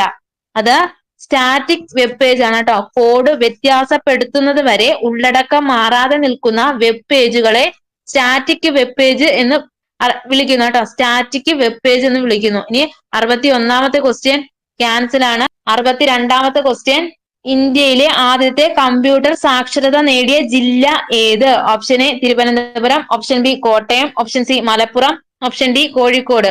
അത് ഓപ്ഷൻ സി മലപ്പുറം ആണ് കേട്ടോ. ഇന്ത്യയിലെ ആദ്യത്തെ കമ്പ്യൂട്ടർ സാക്ഷരത നേടിയ ജില്ല ചോദിച്ചാൽ മലപ്പുറമാണ്. ഇനി ഇന്ത്യയിലെ ആദ്യ കമ്പ്യൂട്ടർ സാക്ഷരതാ വില്ലേജ് ഏതാണ്? ഇന്ത്യയിലെ ആദ്യത്തെ കമ്പ്യൂട്ടർ സാക്ഷരതാ വില്ലേജ് ചോദിച്ചാൽ ഏതാണ്? അത് ചമ്രവട്ടം ആണ് കേട്ടോ. ചമ്രവട്ടം. ഇനി അടുത്ത ക്വസ്റ്റ്യൻ, 63ാമത്തെ ക്വസ്റ്റ്യൻ, ഇന്ത്യയിൽ സ്ഥാപിക്കപ്പെട്ട ആദ്യത്തെ IT പാർക്ക് ഏതാ? അത് ടെക്നോ പാർക്ക് തിരുവനന്തപുരം ആണ് കേട്ടോ. ടെക്നോ പാർക്ക് തിരുവനന്തപുരമാണ്. ഓപ്ഷൻ സി ആണ് ആൻസർ ആയിട്ട് വരുന്നത്. ഇന്ത്യയിലെ ഏറ്റവും വലിയ IT പാർക്ക് ഏതാണ്? ടെക്നോ പാർക്കാണ്. ഇനി ഇന്ത്യയിലെ ആദ്യ IT പാർക്കും ടെക്നോ പാർക്ക്. ടെക്നോ പാർക്ക് പ്രവർത്തനം ആരംഭിച്ച വർഷം എന്നാണ്? 1990 ആണ് കേട്ടോ. ടെക്നോ പാർക്ക് പ്രവർത്തനം ആരംഭിച്ച വർഷം ചോദിച്ചാൽ അത് 1990. ടെക്നോ പാർക്ക് ഔദ്യോഗികമായി രാഷ്ട്രത്തിന് സമർപ്പിച്ച വർഷമാണ് 1995. ടെക്നോ പാർക്ക് ഔദ്യോഗികമായി രാഷ്ട്രത്തിന് സമർപ്പിച്ച വർഷം ചോദിച്ചാൽ അത് 1995 ആണ്. ഇനി എല്ലാവർക്കും ഇന്റർനെറ്റ് എന്ന ലക്ഷ്യത്തോടെ കേരള സർക്കാർ നടപ്പിലാക്കുന്ന പദ്ധതി ഏതാണ്? എല്ലാവർക്കും ഇന്റർനെറ്റ് എന്ന ലക്ഷ്യത്തോടെ കേരള സർക്കാർ നടപ്പിലാക്കുന്ന പദ്ധതി ചോദിച്ചാൽ അത് കെ ഫോൺ ആണ് കേട്ടോ. K phone, Kerala fibre optic network. K phone അഥവാ കേരള ഫൈബർ ഒപ്റ്റിക് നെറ്റ്വർക്ക്. ഇനി 64ാമത്തെ ക്വസ്റ്റ്യൻ, 2005 വിവരാവകാശ നിയമം അനുസരിച്ച് താഴെ പറയുന്നതിൽ കേന്ദ്ര സംസ്ഥാന ഇൻഫർമേഷൻ കമ്മീഷന്റെ അധികാരത്തിൽ പെട്ടത് ഏത്? ഓപ്ഷൻ എ വ്യക്തികളെ വിളിച്ചു വരുത്തി നിർബന്ധപൂർവ്വം ഹാജരാക്കാനും സത്യപ്രതിജ്ഞ ചെയ്ത് മൊഴിയായിട്ടോ രേഖാമൂലമോ തെളിവ് നൽകാൻ അവരെ നിർബന്ധിക്കുവാനുള്ള അധികാരം. ഓപ്ഷൻ ബി പറയുന്നു കൃത്യവിലോപം നടത്തുന്ന ഉദ്യോഗസ്ഥർക്കെതിരെ ക്രിമിനൽ നടപടി സ്വീകരിക്കുവാനുള്ള അധികാരം. ഓപ്ഷൻ സി അഴിമതിയിൽ ഏർപ്പെടുന്ന സർക്കാർ ജീവനക്കാരെ വിചാരണ ചെയ്യാനുള്ള അധികാരം. ഓപ്ഷൻ ഡി മുകളിൽ പറഞ്ഞിരിക്കുന്നത് ഒന്നുമല്ല. അപ്പം ഇവിടെ ആൻസർ ആയിട്ട് വരുന്നത് ഓപ്ഷൻ എ ആണ് കേട്ടോ. ഓപ്ഷൻ എ ആണ്. ഏത്? 2005 വിവരാവകാശ നിയമം അനുസരിച്ച് താഴെ പറയുന്നവയിൽ ഏതാണ് കേന്ദ്ര സംസ്ഥാന ഇൻഫർമേഷൻ കമ്മീഷന്റെ അധികാരത്തിൽ പെട്ടത്? അത് വ്യക്തികളെ വിളിച്ചു വരുത്തി നിർബന്ധപൂർവ്വം ഹാജരാക്കാനും സത്യപ്രതിജ്ഞ ചെയ്ത് മൊഴിയായിട്ടോ രേഖാമൂലമോ തെളിവ് നൽകാൻ അവരെ നിർബന്ധിക്കുവാനുമുള്ള അധികാരം. 65ാമത്തെ ക്വസ്റ്റ്യൻ, 2019 ഉപഭോക്തൃ സംരക്ഷണ നിയമം അനുസരിച്ച് ഉപഭോക്താവിന്റെ അവകാശങ്ങളിൽ പെടുന്നത് ഏത്? ഓപ്ഷൻ എ എല്ലാ ഉൽപ്പന്നങ്ങളുടെയും സാമ്പിളുകൾ സൗജന്യമായി ലഭിക്കാനുള്ള അവകാശം. ഓപ്ഷൻ ബി വിപണി നിരക്കിനേക്കാൾ കുറഞ്ഞ വിലയ്ക്ക് സാധനങ്ങളോ സേവനങ്ങളോ ആവശ്യപ്പെടാനുള്ള അവകാശം. ഓപ്ഷൻ സി ഉൽപ്പന്നങ്ങളുടെയും സേവനങ്ങളുടെയും ഗുണമേന്മ, തൂക്കം, കാര്യക്ഷമത, പരിശുദ്ധി, വില എന്നിവയെക്കുറിച്ച് അറിയുവാനുള്ള അവകാശം. ഓപ്ഷൻ ഡി ഉൽപ്പന്നത്തിന്റെ അവലോകനം സംബന്ധിച്ചുള്ള ചെലവുകൾ ലഭിക്കാനുള്ള അവകാശം. അപ്പം ഇവിടെ ആൻസർ ആയിട്ട് വരുന്നത് ഓപ്ഷൻ സി ആണ്. ഉൽപ്പന്നങ്ങളുടെയും സേവനങ്ങളുടെയും ഗുണമേന്മ, തൂക്കം, കാര്യക്ഷമത, പരിശുദ്ധി, വില എന്നിവയെ കുറിച്ച് അറിയാനുള്ള അവകാശമാണ് 2019 ഉപഭോക്തൃ സംരക്ഷണ നിയമം അനുസരിച്ച് ഉപഭോക്താവിന്റെ അവകാശങ്ങളിൽ പെടുന്നത് കേട്ടോ. ഇനി 66-ാമത്തെ ക്വസ്റ്റ്യൻ കേട്ടോ. ദേശീയ മനുഷ്യാവകാശ കമ്മീഷനെ സംബന്ധിച്ച് ശരിയല്ലാത്തത് ഏത്? ശരിയല്ലാത്തത് ഏത്? ഓപ്ഷൻ എ മനുഷ്യാവകാശങ്ങളെ കുറിച്ചുള്ള ഉടമ്പടികളും മറ്റ് അന്താരാഷ്ട്ര നിയമങ്ങളും പഠിക്കാനും അവ ഫലപ്രദമായി നടപ്പിലാക്കുന്നതിനുമുള്ള ശുപാർശകൾ നൽകാനുമുള്ള അധികാരം. ഓപ്ഷൻ ബി പറയുന്നത് ഇന്ത്യയിലെ പൗരന്മാരെ മനുഷ്യാവകാശങ്ങളെ കുറിച്ച് ബോധവൽക്കരിക്കാനുള്ള ചുമതല. ഓപ്ഷൻ സി ദേശീയ മനുഷ്യാവകാശ കമ്മീഷന്റെ അധ്യക്ഷൻ മുൻ ഇന്ത്യൻ ചീഫ് ജസ്റ്റിസ്, മുൻ ഹൈക്കോടതി ചീഫ് ജസ്റ്റിസ്, മുൻ സുപ്രീം കോടതി ജഡ്ജി എന്നീ പദവികൾ വഹിച്ചിട്ടുള്ള വ്യക്തിയാകാം. ഓപ്ഷൻ ഡി പറയുന്നത് മനുഷ്യാവകാശ മേഖലയിൽ ഗവേഷണം നടത്താനും പ്രോത്സാഹിപ്പിക്കാനുമുള്ള അധികാരം. അപ്പൊ ഇവിടെ ആൻസർ ആയിട്ട് വരുന്നത് ഓപ്ഷൻ സി ആണ് കേട്ടോ. മനുഷ്യാവകാശ കമ്മീഷനെ സംബന്ധിച്ച് ശരിയല്ലാത്ത പ്രസ്താവന ഏതാണ്? ദേശീയ മനുഷ്യാവകാശ കമ്മീഷന്റെ അധ്യക്ഷൻ മുൻ ഇന്ത്യൻ ചീഫ് ജസ്റ്റിസ്, മുൻ ഹൈക്കോടതി ചീഫ് ജസ്റ്റിസ്, മുൻ സുപ്രീം കോടതി ജഡ്ജി എന്നീ പദവികൾ വഹിച്ചിട്ടുള്ള വ്യക്തിയാവാം. അത് തെറ്റാണ്. അപ്പം ദേശീയ മനുഷ്യാവകാശ കമ്മീഷന്റെ അധ്യക്ഷൻ എന്ന് പറയുന്നത് റിട്ടയർഡ് സുപ്രീം കോടതി ചീഫ് ജസ്റ്റിസ് അല്ലെങ്കിൽ ജഡ്ജ് ആയിരിക്കണം കേട്ടോ. ദേശീയ മനുഷ്യാവകാശ കമ്മീഷന്റെ ശരിയായ പ്രസ്താവനകൾ ഏതൊക്കെയാണ്? മനുഷ്യാവകാശങ്ങളെ കുറിച്ചുള്ള ഉടമ്പടികളും മറ്റ് അന്താരാഷ്ട്ര നിയമങ്ങളും പഠിക്കാനും അവ ഫലപ്രദമായി നടപ്പിലാക്കുന്നതിനുമുള്ള ശുപാർശകൾ നൽകാനുമുള്ള അധികാരം, ഇന്ത്യയിലെ പൗരന്മാരുടെ മനുഷ്യാവകാശങ്ങളെ കുറിച്ച് ബോധവൽക്കരിക്കാനുള്ള ചുമതല, മനുഷ്യാവകാശ മേഖലയിൽ ഗവേഷണം നടത്താനും പ്രോത്സാഹിപ്പിക്കാനുമുള്ള അധികാരം. ദേശീയ മനുഷ്യാവകാശ കമ്മീഷന്റെ അധ്യക്ഷന്റെ യോഗ്യത എന്താണ്? അത് retired chief justice of India അല്ലെങ്കിൽ ജഡ്ജി ആയിരിക്കണം കേട്ടോ. സുപ്രീം കോടതിയുടെ retired chief justice of India അല്ലെങ്കിൽ ജഡ്ജ് ആയിരിക്കണം. ഇനി 67-ാമത്തെ ക്വസ്റ്റ്യൻ. 2012 പോക്സോ നിയമം അനുസരിച്ച് താഴെ പറയുന്നവയിൽ ഏതാണ് ലൈംഗിക അതിക്രമത്തിന്റെ പരിധിയിൽ വരുന്നത്? ഓപ്ഷൻ എ ലൈംഗിക ഉദ്ദേശത്തോടു കൂടി ഒരു കുട്ടിയെ നേരിട്ടോ ഇലക്ട്രോണിക്, ഡിജിറ്റൽ അല്ലെങ്കിൽ മറ്റേതെങ്കിലും മാർഗത്തിലൂടെയോ നിരന്തരമായോ തുടർച്ചയായോ പിന്തുടരുകയോ കാണുകയോ ബന്ധപ്പെടുകയോ ചെയ്യുന്നത്. ഓപ്ഷൻ ബി പറയുന്നത് ആരെങ്കിലും ലൈംഗിക ഉദ്ദേശത്തോടെ ഒരു കുട്ടിയെ തന്റെ ശരീരമോ ശരീരത്തിന്റെ ഏതെങ്കിലും ഭാഗമോ ഒരു വ്യക്തിക്കോ മറ്റേതെങ്കിലും വ്യക്തിക്കോ കാണാൻ കഴിയുന്ന വിധത്തിൽ പ്രദർശിപ്പിക്കാൻ പ്രേരിപ്പിക്കുക. ഓപ്ഷൻ സി ആരെങ്കിലും ലൈംഗിക ഉദ്ദേശത്തോടെ കുട്ടി കേൾക്കണമെന്ന ഉദ്ദേശത്തോടു കൂടി ഏതെങ്കിലും വാക്ക് ഉച്ചരിക്കുകയോ ശബ്ദമുണ്ടാക്കുകയോ കുട്ടി കാണണമെന്ന ഉദ്ദേശത്തോടും കൂടി ആംഗ്യം കാണിക്കുകയോ ഏതെങ്കിലും വസ്തുവോ ശരീരഭാഗമോ പ്രദർശിപ്പിക്കുകയോ ചെയ്യുന്നത്. ഓപ്ഷൻ ഡി മുകളിൽ പറഞ്ഞിരിക്കുന്നത് ഒന്നുമല്ല. അപ്പൊ ഇവിടെ ആൻസർ ആയിട്ട് വരുന്ന ഓപ്ഷൻ ഡി മുകളിൽ പറഞ്ഞിരിക്കുന്നത് ഒന്നുമല്ല. അപ്പം ഇനി 68-ാമത്തെ ക്വസ്റ്റ്യൻ. 2005 ഗാർഹിക പീഡനത്തിൽ നിന്നും സ്ത്രീകളെ സംരക്ഷിക്കുന്ന നിയമം അനുസരിച്ച് പരാതിക്കാരിയും പ്രതിയും സംയുക്തമായോ പ്രതി ഒറ്റയ്ക്കോ ഇരു കക്ഷികളും ഉപയോഗിക്കുന്നതോ ആയ ആസ്തികൾ, ബാങ്ക് ലോക്കറുകൾ, ബാങ്ക് അക്കൗണ്ടുകൾ, പ്രവർത്തിപ്പിക്കൽ, സ്ത്രീധനം ഉൾപ്പെടെ സംയുക്തമായോ വെവ്വേറെയോ കൈവശം വെച്ചിരിക്കുന്ന മറ്റേതെങ്കിലും സ്വത്ത് മജിസ്ട്രേറ്റിന്റെ അനുമതിയില്ലാതെ അന്യാധീനപ്പെടുത്തുന്നത് വിലക്കിക്കൊണ്ടുള്ള ഉത്തരവ് താഴെ പറയുന്ന ഏത് ഉത്തരവിനോട് ബന്ധപ്പെട്ടിരിക്കുന്നു? ഓപ്ഷൻ എ സംരക്ഷണ ഉത്തരവ്, ഓപ്ഷൻ ബി താമസ ഉത്തരവ്, ഓപ്ഷൻ സി ധനാശ്വാസ ഉത്തരവ്, ഓപ്ഷൻ ഡി മേൽ പറഞ്ഞതെല്ലാം. അത് ഓപ്ഷൻ എ സംരക്ഷണ ഉത്തരവാണ് കേട്ടോ. സംരക്ഷണ ഉത്തരവാണ്. 69-ാമത്തെ ക്വസ്റ്റ്യൻ. യുനെസ്കോയുടെ ലോക പൈതൃക പട്ടികയിൽ 2025 ഇന്ത്യയിൽ നിന്ന് നാമനിർദ്ദേശം ചെയ്യപ്പെട്ട താൽക്കാലിക പട്ടികയിൽ ഉൾപ്പെടുന്ന സ്ഥലങ്ങൾ ഏത്? ഓപ്ഷൻ എ കംഗാർ വാലി ദേശീയോദ്യാനം, ഓപ്ഷൻ ബി മുതുമൽ മെഗാലിത്തിക് മെൻഹിറുകൾ, ഓപ്ഷൻ സി ചൗസത്ത് യോഗിനി ക്ഷേത്രങ്ങൾ, ഓപ്ഷൻ ഡി മേൽ പറഞ്ഞത് എല്ലാം. അപ്പം ഓപ്ഷൻ ഡി മേൽ പറഞ്ഞത് എല്ലാം ആണ് കേട്ടോ. യുനെസ്കോയുടെ ലോക പൈതൃക പട്ടികയിൽ 2025 ഇന്ത്യയിൽ നിന്ന് നാമനിർദ്ദേശം ചെയ്യപ്പെട്ട താൽക്കാലിക പട്ടികയിൽ ഉൾപ്പെടുന്ന സ്ഥലങ്ങളാണ് കാങ്കർവാലി ദേശീയോദ്യാനം, മുതുമൽ മെഗാലിത്തിക് മെൻഹിറുകൾ, ചൗസത്ത് യോഗിനി ക്ഷേത്രങ്ങൾ. ഇനി 70ാമത്തെ ക്വസ്റ്റ്യൻ, ഏകീകൃത സിവിൽ കോഡ് നടപ്പിലാക്കിയ ഇന്ത്യയിലെ പ്രഥമ സംസ്ഥാനം.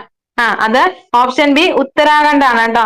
ഏകീകൃത സിവിൽ കോഡ് നടപ്പിലാക്കിയ ഇന്ത്യയിലെ പ്രഥമ സംസ്ഥാനമാണ് ഉത്തരാഖണ്ഡ്. അങ്ങനെ നമ്മൾ 70 ക്വസ്റ്റ്യൻ ഇന്ന് കംപ്ലീറ്റ് ആക്കിയിരിക്കുകയാണ്. ഇന്ന് ക്ലാസ് വൈൻഡപ്പ് ചെയ്യുകയാണ്. Thank you.